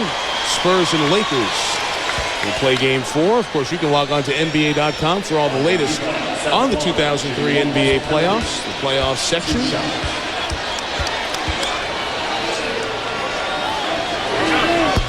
Divac missed that one. Boy, they stink on the free throw line in the third quarter. And that's their advantage. I mean, their advantage is being able to get to the free throw line, but you take away that advantage if you can't make your free throws. And now 8 of 14 here in the quarter. Sacked by 7. It's 7 the difference between the game and shot clock.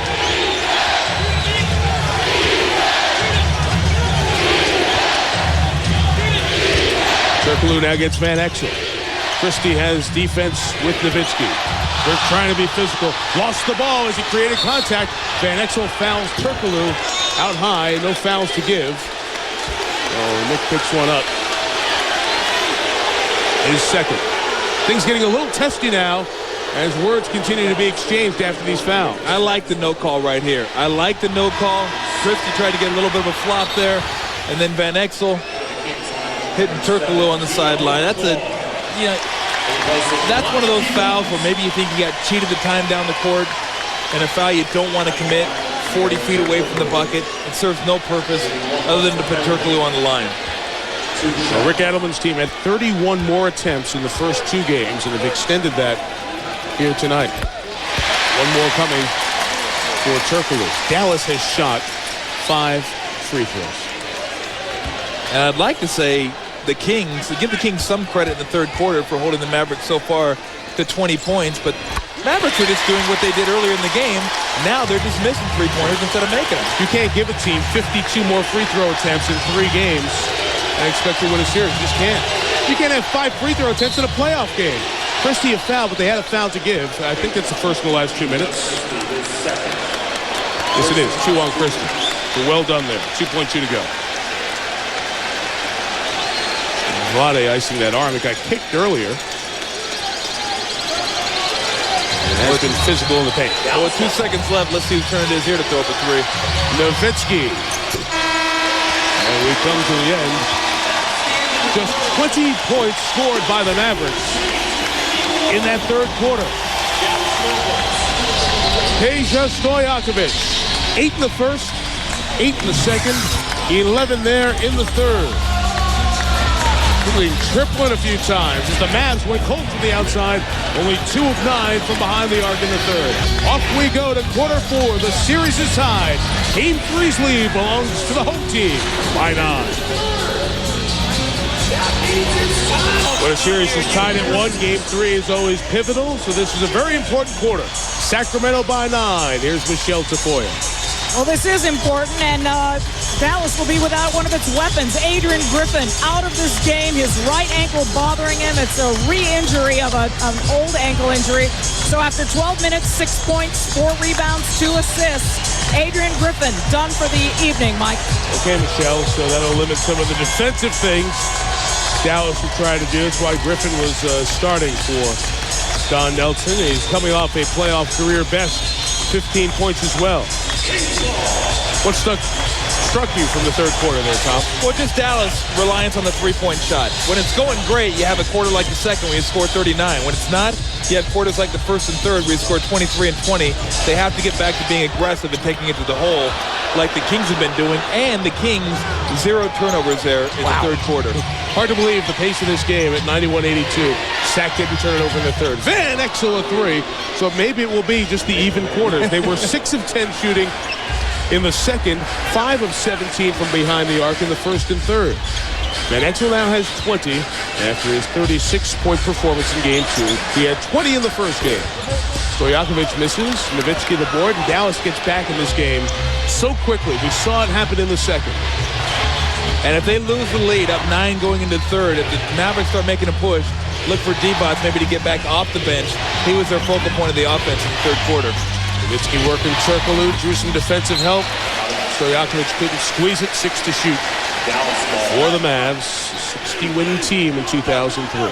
It's funny, if you put Divac and Keon Clark together, you may have Chris Webber. Guy with long arms, can block shots, do stuff, but Keon Clark can't pass like Nowitzki, or like Divac, excuse me. Turkoglu got Nowitzki on the arm. Chris shaking his head in disagreement. I was talking before, at the pace of this game, you can't tell any story, but every time Webber is on the precipice of something great happening, something bad happens. The timeout, the Final Four, the second time against North Carolina, they get in the game, the chance with the missed free throw, and then Webber nearly travels, then calls timeout, which has been talked about very often. During his NBA days, the high pick as he's drafted back in 1993, number 1, it doesn't work out in various places. Doesn't get along with Nelly. Nelly trades him. Doesn't go well in Washington. Gets here. Gets close last year. LA beats them. And here they are coming off a great Game 1 in the playoff series, and he had as bad a day professionally as he could ever have. His school is told, Michigan, a place he loves, a place he grew up, that they have to disassociate with him for 10 years because of what happened in the booster scandal that he faces trial for over the summer, and he gets the knee injury to likely keep him out the rest of the playoffs. Back to 4, 91-87. They go inside for Stojakovic. Great pass from Christie.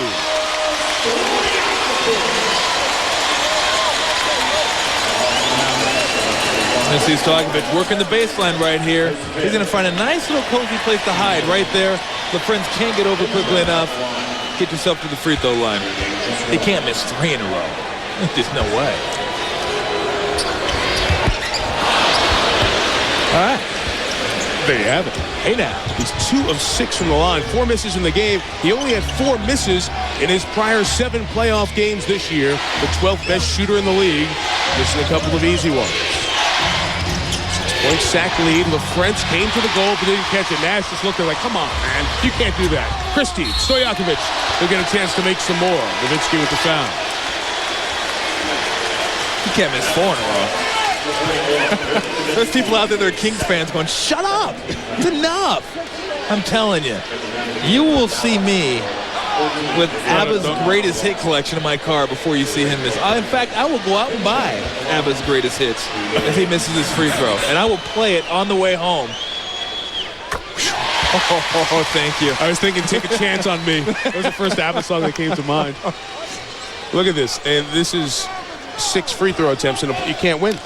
They might. I could be very wrong. It's hard. Look at this. Well, when you shoot jump shots, it's hard to get to the free throw line. And that's all they've been doing. It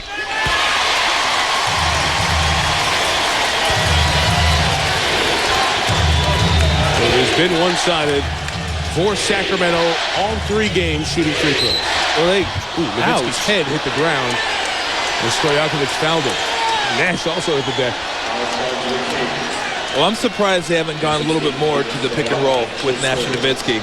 That is hard to defend. And right there, just a little elbow in the back, then spill the other teammate. Raise your hand, say, yep, that was me. I love when they raise their hand, that was me. Well, of course it was you. No one else is over there. We know it was you. It's funny. It's such a free-flowing offensive game where we've had so many three-point shots taken, a total of 40. There have been a lot of hard fouls. Yeah. And a lot of guys hitting the deck hard here tonight.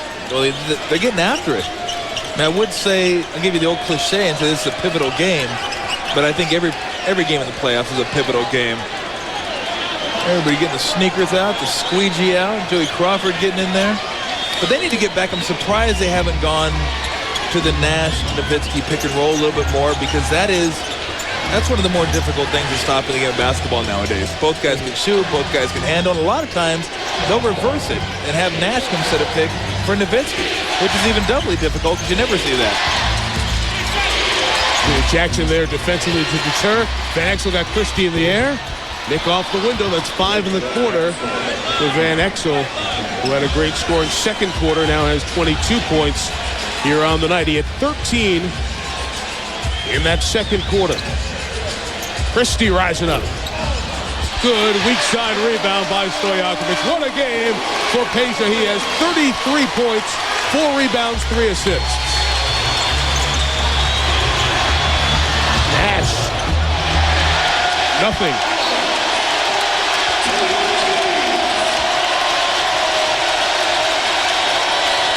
And not only can Peja Stojakovic do it, shooting the ball right there. Good vision, getting inside Michael Finley. And like I said earlier, you don't realize this guy about 6'10". A big guy can get in there and give you those offensive boards. Peja went for 37 in a playoff game 2 years ago against the Phoenix Suns at America West. Christie inside. Keon Clark trying to keep it alive. 3 to shoot for Jimmy Jackson. The former Mav gets Joe and Gavin Maloof up and cheering. I'm going to guess that's the last time you'll say that tonight. 3 to shoot. That's right. Nick leading. Jackson the board. Out off Van Exel. Sacramento controlling this stretch of the game. And the timeout comes at a good time for the Mavs. On their feet at ARCO. What else is new? Defender's edge, and Nick Van Exel, one of 4 Dallas steals. Nick Van Exel doing it all. How about the nice finish? Problem is they need more of that now as they trail. Van Exel doing a great job playing the passing lanes. Log on to ESPN.com and vote for the Dockers Defender's Edge. Mike? Good thing we have 2 sharp guys in the studio. Very hard to find a Dockers defensive edge in this one. That's great when the guy on the team with the Dockers defender's edge has given up 99 points through 9 minutes. Peja Stojakovic closing in on the best playoff game of his career. 37's his career high is 33 tonight. Here's Michelle. Walt Williams in the game for the first time, and his instruction, stop Peja, guys. He was 0 of 4, got into it with Hito Turkoglu at the back end of the blowout in game 2 and was ejected. And Williams right now has Keon Clark as Finley drew Peja off the switch. They hit Van Exel, then Nowitzki in the head. Jackson came away with the rebound. Bobby Jackson plays with Jim Jackson, Christie, Clark, and Stojakovic. Christie to Jimmy Jacks, the ex-Mav. Can't make the 3. Look at Stojakovic active on the glass. He got it to go!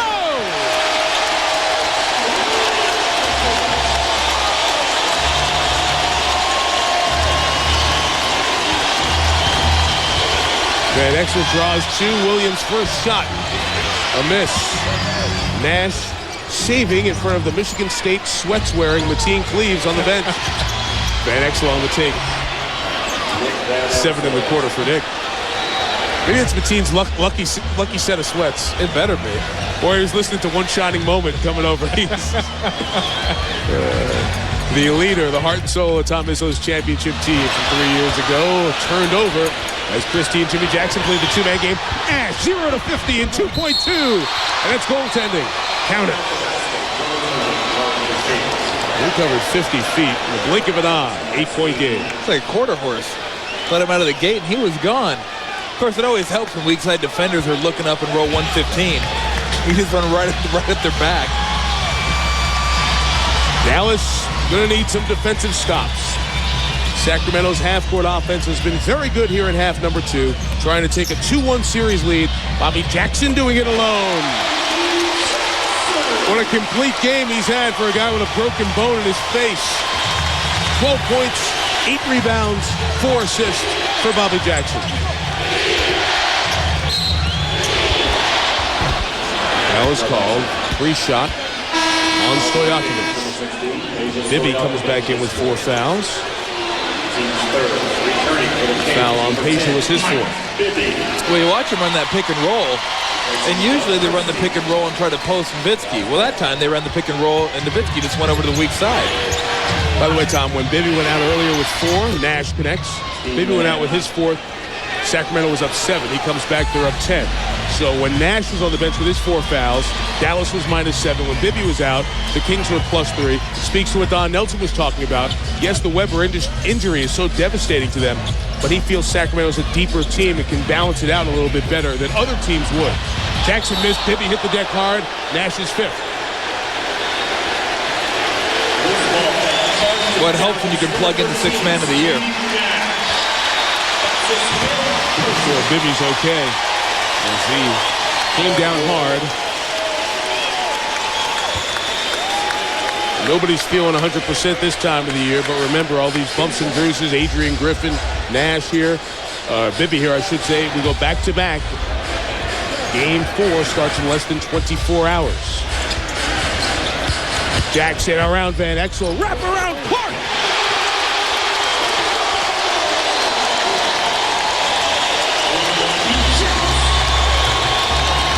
For a little guy, he sure lives in the paint, doesn't he? Nash tries to quiet with a 3.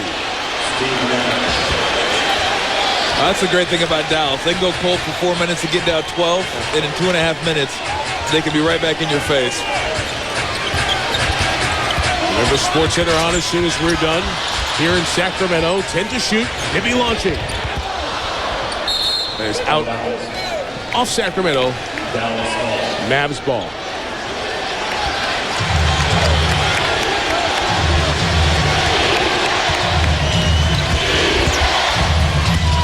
Nash circles it, draws everybody. Finley, one more pass. Williams, 3, rims out. Well, it's got to be tough to come into this game especially and catch up with the pace. Bibby hands to Stojakovic. Went right at Williams, and Clark finished it.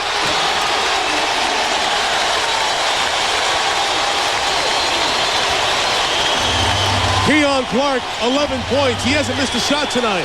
5 of 5 and 5 rebounds. Van Exel takes Jackson in. We're coming to the free throw line. Keeps going so fast. There's supposed to be an official timeout at that last whistle. They just got it and go. This is just breakneck pace all 3 games. Entertaining basketball between 2 of the most entertaining teams in the league. They average over 100. They've been over 100 every game. We're going there again tonight. Keon Clark has 11. A difference maker for Sacramento in Game 3. What a great night it's been for Peja Stojakovic here in Sacramento. 35 here in the game. One of the reasons the Kings are on top, and the subject tonight of our Sprite Mad Skills. And he's putting them to sleep like inside, outside. They lose that guy. He's kind of being sneaky down there on the baseline. And then he says, let me go ahead and sneak in here and get a little putback for you on the offensive glass. Not only doing the pretty stuff, doing the dirty work as well. A sweet tip in on your Sprite Mad Skills. Stojakovic stepping up his production compared to the rest of the postseason. As the owners, the Maloof brothers, sit with Reggie Jackson. Mark Cuban's had a quiet evening. Nick Van Exel at the line. I know many of you watch the NBA on a regular basis. Some new people come along with playoffs. Got an email from a friend. As you watch Mark Cuban there, who's been silenced a little bit tonight. A friend who emailed me asking, why does Nick Van Exel stand so far back? To repeat the story, you might have heard Nick did it about 3.5, 4 years ago. He felt like all of his free throws were long. And jokingly, and he said it again tonight, back off a little bit. It's a little more in my range. But the 15-footer's too close for you? He said, yeah, I feel much more comfortable. He says percentage has improved, and it has since he's moved back on the line. Keon Clark, first field goal miss. I hit the shot clock, so it is out of bounds off Sacramento. Surprised all the Mavericks don't shoot it from that far back. It's about time to get Dirk Nowitzki involved, too. Had no shots this quarter, 4 for 11 since the first quarter, but he's just been a bystander. Looks a little tired, too. He's not moving, just kind of standing around, walking around. Nash to Walt Williams, who couldn't convert inside. Bibby breaks out of the pack. Williams behind the play. Now he joins it. Bibby got in the lane, draws everybody. Clark couldn't catch. He's lost a couple out of bounds. So even though Keon Clark's been 5 of 5 and has stepped up here tonight, Mark urging his Maverick team on. That he purchased back in January of 2000. There have been a few times where we've seen plays that Chris Webber would normally have made fumbled by either Clark or Divac. Van Exel trying to stay hot here in the fourth quarter. 5 3-pointers for Van Exel. Nick has 28 on the night. 5-point game inside of 4 minutes. And Stojakovic heat up again. Look at Finley. No airspace to move. He spins, loses Finley.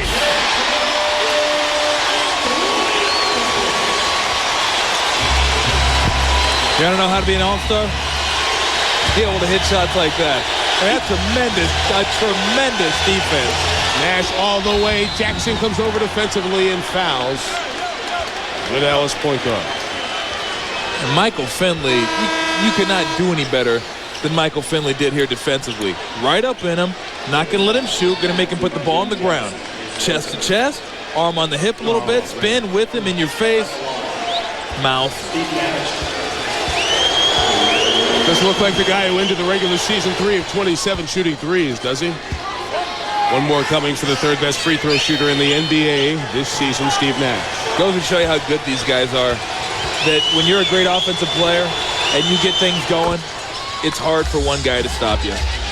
Steve Nash, 5 boards and 7 assists to go with his 24-point night. He has 24, Nowitzki 23, Van Exel 28. You're going to need them all here in the final 3:20. Bibby, the time lost Nash, but threw it away. Nowitzki fouled up at midcourt and is 5 on Mike Bibby.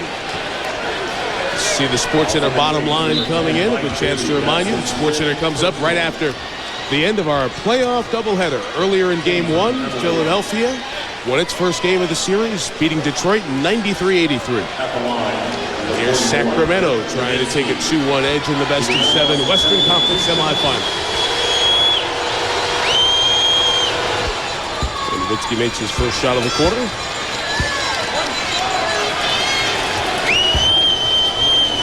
You wonder if they'll be able to get him involved in the offense the last 3 minutes and 15 seconds. It's just watching him. He's not posting up as aggressively as he once was. He's setting the pick and roll, flaring over to the weak side.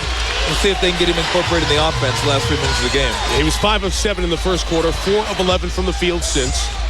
Half-court execution would be the deciding factor. 10 to go. Same matchup, Stojakovic around Finley. The runner with the right hand won't go. Got it back. Not again. Clark keeps it alive. To Bibby, and they'll back it out with 2:45 to go in the fourth.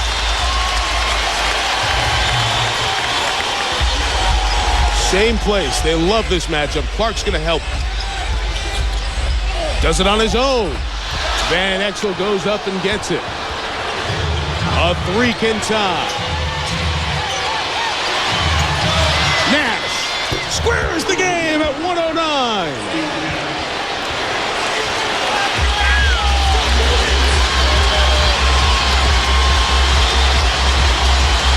We're a little pick and roll with Bobby Jackson here. Mike Bibby hasn't really been all that effective running the pick and roll. Clark fouled by Walt Williams. He held him. Free shot. Well, a very good comeback here by Dallas in the second quarter and the fourth quarter. The same way. They've hit some big shots, including Steve Nash, who has hit 10 of 17 from the field. Walt Williams in this game late. Tees up Nash. That's about the same place he hit a triple to force overtime in the regular season final meeting between these teams. Dallas has hit 15 threes tonight after 17 in Game 2. Back in Sacramento with Michelle Tafoya and Tom Tolbert, Mike Tirico, all even at 109. 2:07 to go. Here is the Saturn game track. Those 34 three-point attempts. Dallas approaching another playoff record here tonight. Nash has 27. Stojakovic, 37 points. It's been Dallas in the second and fourth quarter where they have made a difference. A 7-0 run by the Mavs have squared this game. 3 timeouts, every foul, free throws. Keon Clark missed the first. I remember last year in Game 7 against the Lakers where they were so bad from the free throw line. I think 14 for 30 rings a bell. And today in the second half, haven't been able to capitalize on the freebies. They have missed 10 free throws. Sacramento has attempted 23 more free throws than Dallas. Nash for the lead. Missed it. Stojakovic the rebound. Oh, they're going to live with it. They're going to die with it. The three-point shot it's got him behind tonight, and it's got him back into it. Setting another record from behind the arc tonight, Dallas. 15 of 35 attempts. Nearly the steal forced by Walt Williams. 5 to shoot. It's Bibby. It's 3. Nowitzki on the board. Dirk 17th to go with his 25 points. 90 seconds left. Van Exel posting Bibby. Nick got him in the air. Got to the cup and got fouled.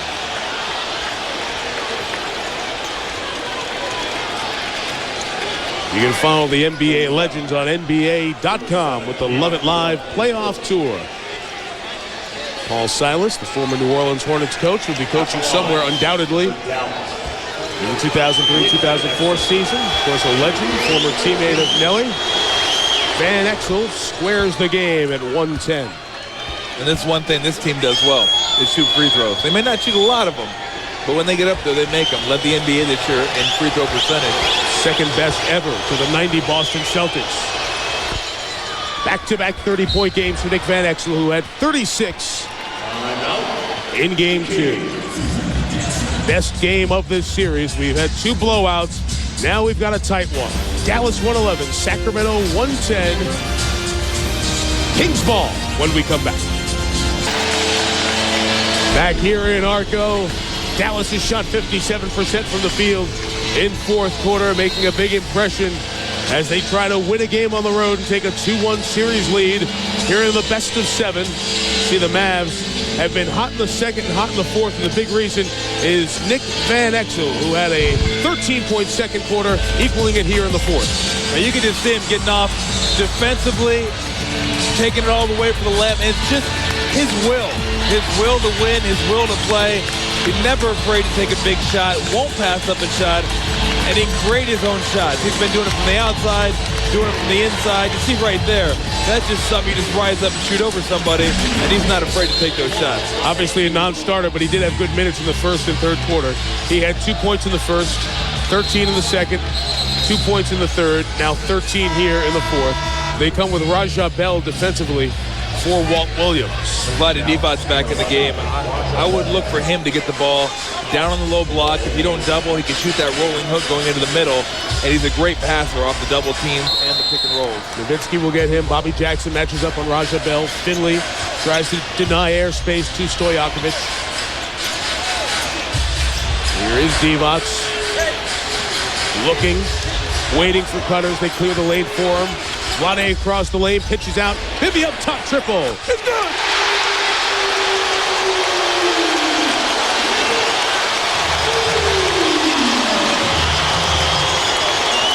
He hit big shots all playoffs last year. Makes one there by 2. Van Exel stepping back and launching 3. Air ball. Divac the rebound. To Stojakovic. Nelly says no foul. Play it out. They want to get it right back to Divac in the low post. Same deal. Nowitzki tries to front him this time. Vlade gets position. 8 to shoot. Christie clears space. The double comes. Stojakovic for a back-breaking 3. Raja Bell gets the board. They say go with 15 seconds. 2-point game. Nelly loves to keep it on the floor. Nash drives. Raja Bell's not going to take it. Van Exel will. 7 to shoot. Van Exel in the lane for the tie. He got it. Timeout, Sacramento. With 3 8/10 to go. I love when Nelly does that. Keep it on the floor.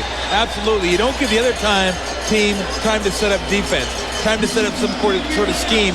You get it, you go, and when you have 4 players like he has who can all create and take it, it's to your advantage not to call that timeout. And a key play by Raja Bell, understanding this isn't a place for me to take that shot, and keeping it alive. Could this be better? And could this be better? An unbelievable game, unbelievable shots. Big players stepping up. Van Exel's been doing it all quarter. The little teardrop right there in the lane. 15 points in the fourth to send it possibly into OT. I tell you what, with 4 seconds left, unless you can inbound it right to Vlade Divac, you don't really have time to throw it in and set something up. No. So you look for a guy who can create for you. That's Mike Bibby. That's Bobby Jackson. That's Peja Stojakovic. One of those guys you want to get, and maybe if you see Bobby Jackson or Mike Bibby get it, and Peja set a pick for him. That way, if you drive and they double, you have somebody that can shoot that you can kick it back to and hit an open shot. Their last game of the regular season went to overtime. Game 4 of their series last year went to overtime. Sacramento won that game, went on to win the series in 5. That's a pivotal moment here. 3.8 to go. Divac's taking a lot of leadership on the way out of that huddle. What a game for Van Exel with 32. Joe and Gavin Maloof, the owners, watch on, as does Mark Cuban and Don Nelson and everyone else.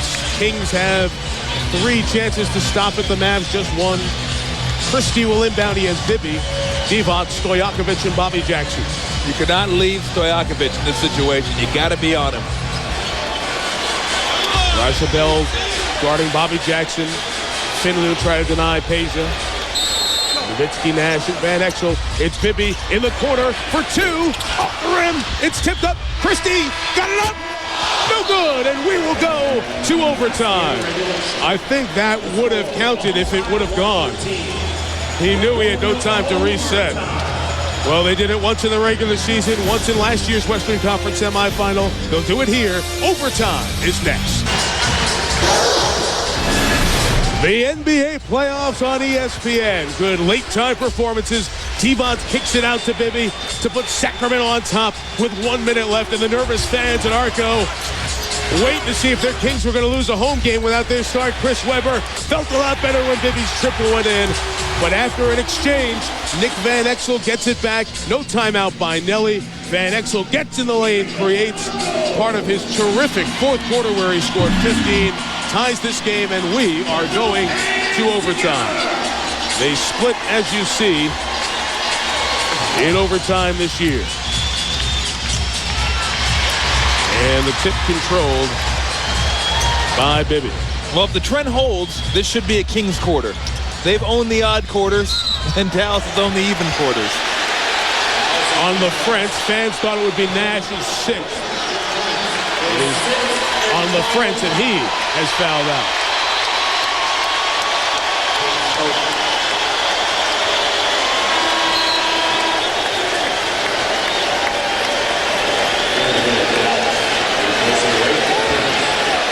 So Walt Williams will come in.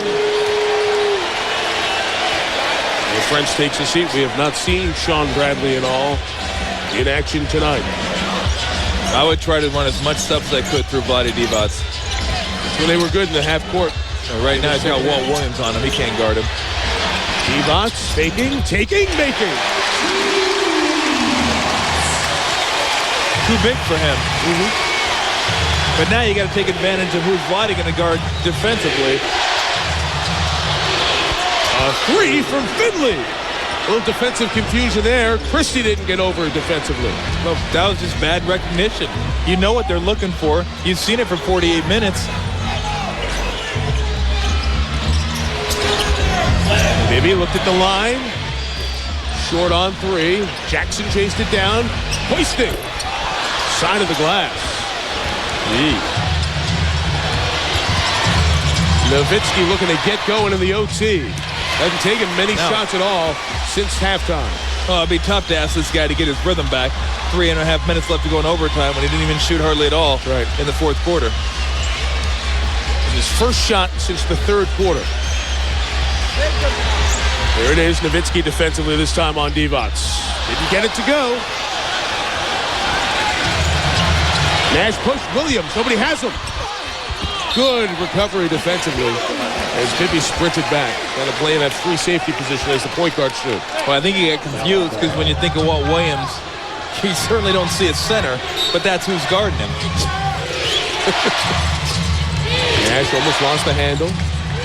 Bobby Jackson lost him. Nash got a step. Divac came over. Good body control by Steve. Dallas up 3 with 3:15 to go in OT. 29 for Nash. To go with 32 for Van Exel and 25 for Nowitzki. Stojakovic has led Sacramento with 37. Christie a 3.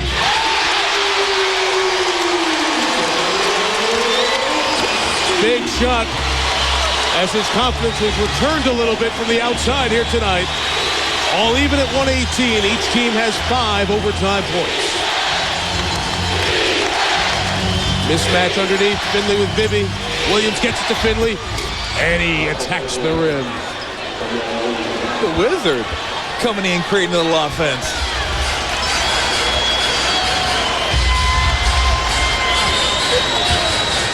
Just fun, exciting basketball. Hard to sit down for the fans. Jackson goes in all the way.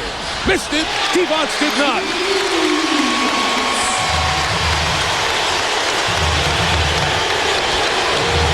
I guess the question could be posed, and even though Keon Clark did a nice job on the boards in the fourth quarter, where was Vlade Divac for the entirety of the fourth?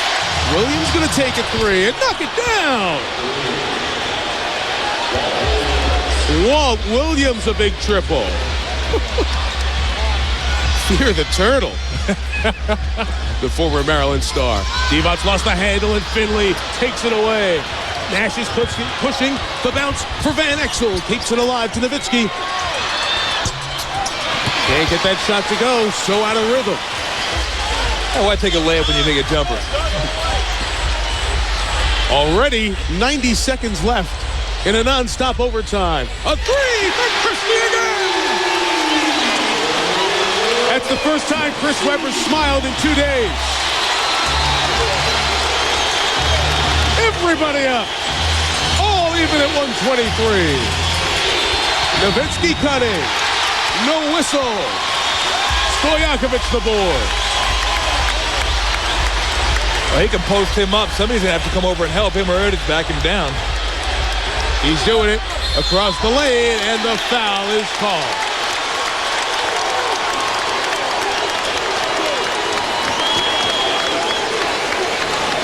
Well, I'm not sure where these have been coming from, but he's got the stroke right now. First it was the right, then it was the left, and Chris Webber thinking, we could use it. Oh, yeah. yeah.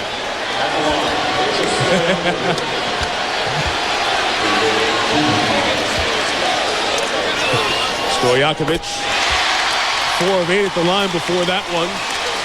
Now has a career playoff best 38 points. And will equal the highest scoring game of his NBA career if he makes this one.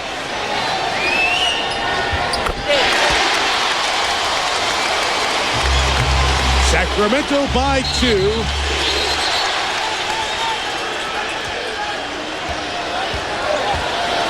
And we'll re-inbound it. Columnist Bruce Jenkins of the San Francisco Chronicle had a little piece today, and I concur with him when he said, I wish this series could be best of 19. That's good. They started the clock when the ball was inbounded, but Nash had not touched it, and they did the same thing again. Joey Crawford's got it. Great job by Joey. Until Nash touches the ball, the clock should not be started, and they made the same mistake twice, so we'll go back to 103 on the clock and 24 on the shot. Sports Center coming as soon as we're done. Latest on the health of Phil Jackson, hospitalized for a blocked artery today in Los Angeles. Recap of the Pistons-Sixers Game 3 earlier tonight on ESPN. Divac on the switch. Where's the mismatch? Finley taking 3. In and out. Vlade on the board. Ooh, he almost traveled. Whoa. Huge possession. This place will erupt if Sacramento can get this one. Divac to the office. Nowitzki fights him. Ready to come across the lane. Will he shoot or kick? Oh. Got it back. Foul.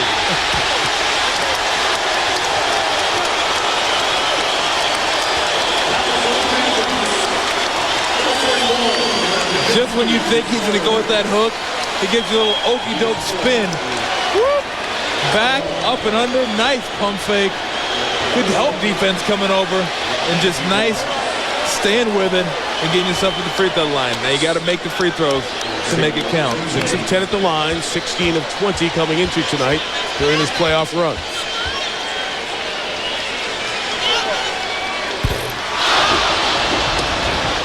Quick 2 if you're Dallas.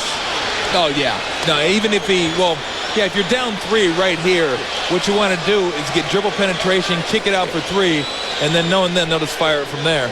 But Sacramento will really be expecting you to shoot a three. That opens up driving lanes, and they're not going to want to put you on the free throw line, so a lot of times it's an easy layup. Of course, you got to make the free throw to get yourself up three. Chance from Vlade. Each team still plenty of timeouts. Missed them both. And time is called by the Mavs. So much like we saw Thursday in Auburn Hills, when Allen Iverson missed 2 free throws, Vlade Divac misses 2, and Dallas will come down with a chance to tie or lead. All right, Steve and Brian, thank you.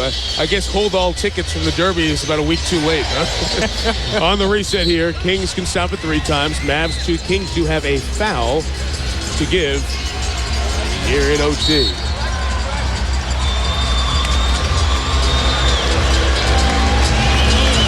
We certainly don't want to. You don't want to give a foul, and right now the free throws, fourth quarter and overtime. Talked about Dallas being the best in the business, 9 for 10. Sacramento only 5 for 9. The reason you don't want to, unless you get yourself in a bad way, to give a foul, right? Because if you do, right now you're going to get the last shot of the game. Absolutely. If you give that foul, then they control their own destiny. Only if you need it. Yeah. It's good to know if you need to give a foul. That's not going to automatically put them at the line. Finley, Williams, Van Exel, Nash, and Nowitzki, the 5 on the floor for Dallas. Jackson, Christie, Jimmy Jackson joins Bobby, Stojakovic, and Bibby. So Divac's off the floor to guard all the shooters of the Mavs. With Williams and Nowitzki, Dallas has the size to get to the glass. And the foul called out high, as Stojakovic and Bibby were trying to deal with the pick and roll. 5 on Peja. Well, Nash, a little inside pivot right there. And Stojakovic ran right up its back. We could very well be looking at double overtime. Remember, both Stojakovic and Bibby have 5 personal fouls. 3 seconds, the difference, game and shot. Nash got free. So Walt Williams inside for the dunk. All square at 1:25. Shot clock off. Sacramento timeout. Walt Williams coming up grande here in the 4th in overtime, playing in part because of Adrian Griffin's right ankle injury. Guy has only averaged 12 minutes a game and hasn't gotten off the bench in 5 of the 9 Dallas playoff games coming into tonight. He'd only played 48 minutes. But the 11th-year veteran who was drafted by Sacramento 11 years ago scores a big hoop against his old team. All square. Great playoff basketball tonight. All square at 125. Each team can stop it twice. Dallas has seen Nash, Van Exel, and Finley each hit 5 3-pointers. They've taken 39 3-pointers, shattering the NBA single-game playoff record by 5 for 3-pointers attempted. But now it's down to Sacramento here with a tie game. What do you like? I don't know. I have carpal tunnel just watching this game for 1 minute. I can't stop it. I can't stop it. I like Vlade. I get the ball to Vlade in the post. I think he's got an advantage with his weight over Dirk Nowitzki. Then if you have to double, you can hit a shooter that's spotting up. Sacramento's going to take it the length of the floor here. Not take it at midcourt. Bobby Jackson to trigger. Raja Bell out defensively. And here we go. You can't wait too long here. You don't want to get off a bad shot. Stojakovic to Divac. Clock at 5. Got to go. Here is Peja. He's had a career night. This one for the win is short. And we're going to double overtime. All right. Hey! Did somebody say 3 OTs? Absolutely. Here's your second one. The rest, so everybody can inhale. One owner, Joe Maloof, just frustrated. Mark Cuban saying, keep it alive. It was Peja to cap off the best night of his career with the winner. It didn't. This would have been late. Good try. Second OT coming up. When we started overtime 1, 125 as we start overtime 2. Peja equaling the best game of his NBA career. Nick Van Exel in rare territory. Player coming off the bench to score 30-plus points in back-to-back playoff games. The big 4 for Dallas. Over 100 for the second straight game. And Sean Bradley makes an appearance. Oh, nice outlet pass. And Bobby Jackson connects. Nelly's like, what happened? Are you kidding me? Complete freeze there. I give Bradley an assist for that one. There's one hop right there. And Dallas right now, they've just been trying to get the ball to either Van Exel or Nash. Let him break the defender down and score or find somebody. Nick in the lane, gets it, and a foul. So it's the sixth period. Nick has had a great second and a fourth, so why not the sixth?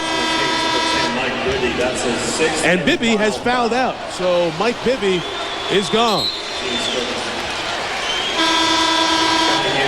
Hey, look at Nick Van Exel. Oh, the snarl. Mike Bibby fouls out, 16 points and 3 assists. Bibby had 9 in the opening quarter, so Sacramento, to win game 3 here, has to do it without Chris Webber and Mike Bibby. Arguably their two most important players. Dallas 1-point lead. Remember, they play back-to-back nights, so they come right back and do it again tomorrow. Double overtime was not in the plans for either side. Vlade, no basket, fouled by Nowitzki. On the floor, says Hugh Hollins. And I think that was a good call right before he got it off. But someone's going to have to score. It's like the truck right here. Beep, beep, beep. And then spin. He's going to get him. They don't come back and help. He's too big for him down the low block. Divac out high, crushing screen by Stojakovic. Kick to Christie. Missed his three. Nowitzki comes and gets the rebound. Falling out of bounds, calls for time. Will he get it? He did. Finley was down, but he's okay. Dirk Nowitzki has 19 rebounds here tonight. I think at this point of the game, you got to run your offense through that guy right there. He's got to be the one that touches the ball. And if you're Dallas, this guy, Dirk Nowitzki, just a wonderful night on the boards. 19 rebounds. Career playoff best. Yeah, I mean, he hasn't scored, no field goals in the last 20-plus minutes, but he's been doing a job on the defensive end. But right now, it's all about Nick Van Exel and Steve Nash breaking guys down. That's what they're doing. Got two who can do it, and maybe their point guard defender's out. Van Exel on the runner. Didn't get it. Rebound, Jimmy Jackson. With Bobby Jackson, Vlade Divac, Stojakovic, and Christie for Sacramento. And give Finley some credit, too, for sticking on Peja Stojakovic, not letting him get off, and not letting him get a shot off. Van Exel runs into the traffic. Nowitzki picked up the foul. That's 5 on Dirk.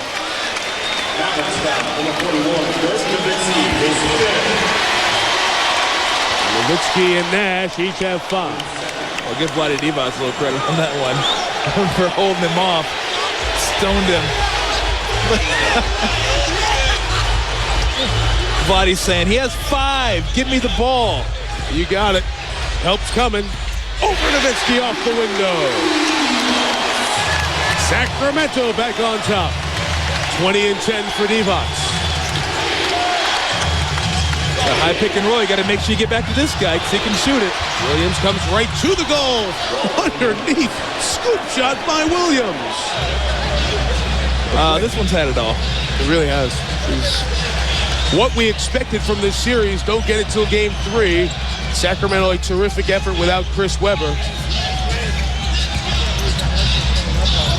10 to shoot. Christie, nice move to the right. Got close. Got 2 as he attacked the rim.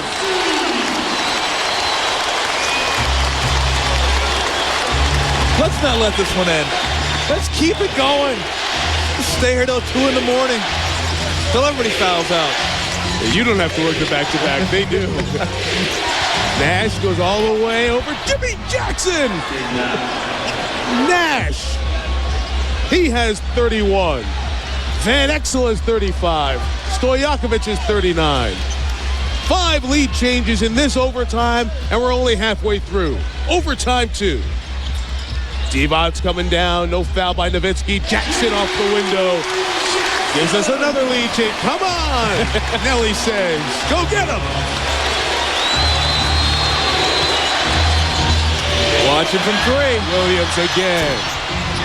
Doug Christie gets the rebound. We've had him stop. Still what it comes down to. Got to make a stop here somewhere. Nowitzki trying to front the lob for Vlade. Jimmy Nice Jackson missed it. Rebound 20 for Dirk. Nash with an open lane, cut off by Christie. Find a Van Exel, that's 3. That's good! The amazing Nick Van Exel has 38 in the game. 23 since the third quarter ended. Vlade's trying to set another screen for Bobby Jackson so he can drive baseline. Peja lost it on the way up to Divac. 5 to shoot. Hand to Bobby Jackson. Nope. That's off. Who's going to get the board? It's out. Off Sacramento. Dallas by 2 with the ball and 1:11 to go in OT number 2.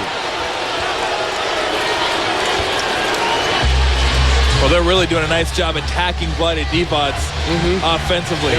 His guy coming out to set the screen and make Vlade Divac run around and try to rotate. So far, the point guards, Van Exel and Nash, have been able to penetrate and get someone open.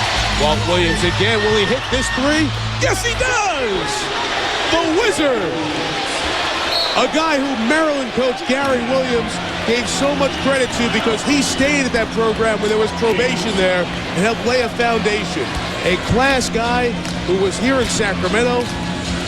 Nomadic NBA stretch. He's been in Sacramento, Miami, Toronto, Portland, and Houston. 6th NBA team. Hitting big shots in this overtime for the Mavs. Where's Vlade? I mean, that's the question. Watch right here. Vlade. Walt Williams likes to party.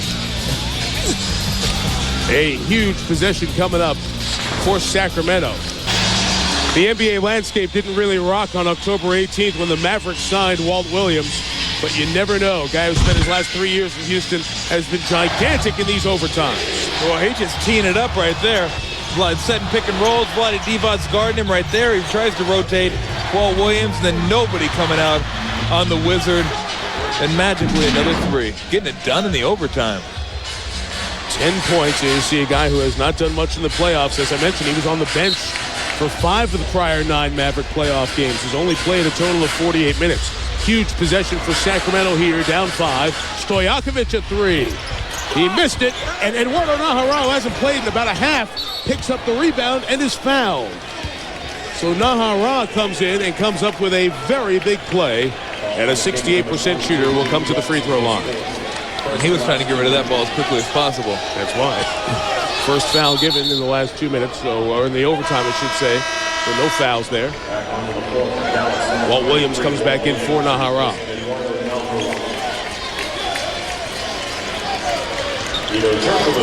Well, now you can't. There's no choices. 47 seconds left. If you get in the right situation, you foul. But I don't know if you foul immediately. They're such a good free throw shooting team. Dallas takes a full. This would be a huge win for Dallas because Sacramento would play with a ton of pressure tomorrow night. Coming back after a double overtime, back-to-back. Yes, they have the deeper team, but without their star, Chris Webber, to be down 2-1 at home for Game 4. Big-time pressure tomorrow night. Well, Game 4 of the other Western Conference semifinal will come your way on ABC tomorrow. We'll start it with the shoot-around at points. And Robert Horry's going to have to continue to score for them and continue to be aggressive. Right now, he catches the ball sometimes, Mike. He's not even looking at the bucket. He just wants to get away. He's got to be a scorer for them the rest of the playoffs. He gained some confidence back last night. You would think so. Kevin George gave them a huge lift coming to Phil Jackson's office 25 minutes before the game and said, I can go on that severely sprained ankle. So it's a 5-point Dallas lead, 47.2 to go. The Mavs do have a foul to give, by the way. Williams, the long trigger to Nowitzki. Well, you got to foul. If you got one to give, you foul. Peja has 5. Dallas is the one with one to give. Yeah. Christie swiping at it. They'll try to play it out here. Van Exel lost Christie. Big shot. Won't go. Got to squeeze the rebound. Bobby Jackson does. Still time. Sacramento's still alive. Jackson runs all the way to get the quick 2. It's a 3-point game. Let's see. Did we get a timeout called? No, we did not. Okay. Dallas trying to get everybody to get away here. Get down the floor to relieve some of the pressure. Oh, inbound for Nash is thrown away. Millie says Bobby Jackson was holding him. Trying the lob from Nash. He threw it away, and Sacramento's going to get a chance. Oh, my goodness. Why not? Why not? What happened? Nelly was saying that he was holding Steve Nash. Let's see right here. Nowitzki inbounds. Hey, a little grab. And then I don't know. You know what, though? You can't throw the flag. That's uncatchable. That one's you know what? You're right. You're being funny. You're right. Yeah. And Bobby Jackson gets away with a little grab right there. But that's still, I mean, that's not a terrible pass. And that pass was long to begin with. And I tell you what, Steve Nash is going to have to make a heck of a play to catch that and keep his feet inbounds. Dallas only had one turnover the prior 27 minutes. So Sacramento obviously in need of a three here.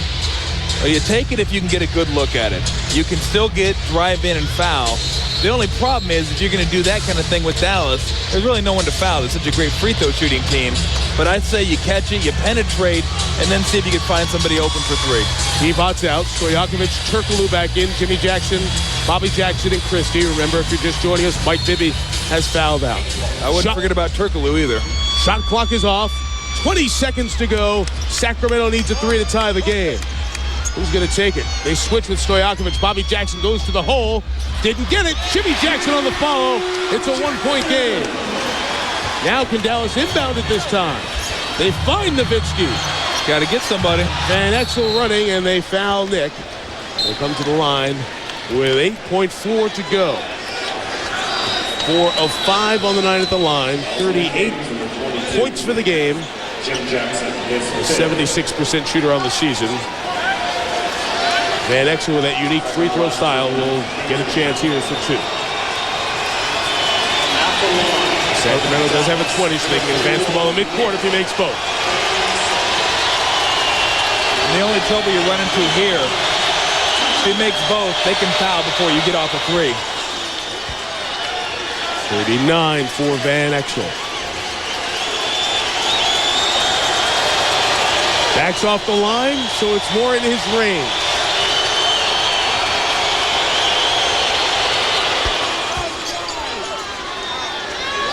Off they go. 3-point game. They're going to do it on the run. Jackson for the tie. Missed it. Rebound, Bell. And did we get a foul call? Yes, we did. So the Dallas Mavericks are on their way to a 2-1 series lead. Jim Jackson fouls out. Bobby Jackson hoisting the three as they came down the floor and missed it badly. And the fans head for the exit, silenced here at ARCO. Raja Bell will shoot the free throws. I don't know about you, but I'm going to need some ice and stim after this game.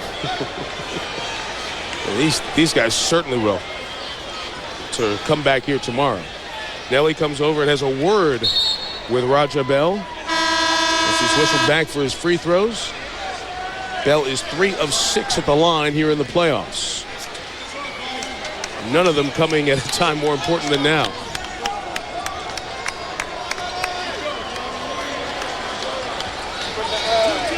Raja Bell, who made a name for himself as a member of the Philadelphia 76ers in those Eastern Conference Finals. Remember that Game 7 where he had 10 points? They eliminated Milwaukee to move on to the finals where they lost to LA in 5.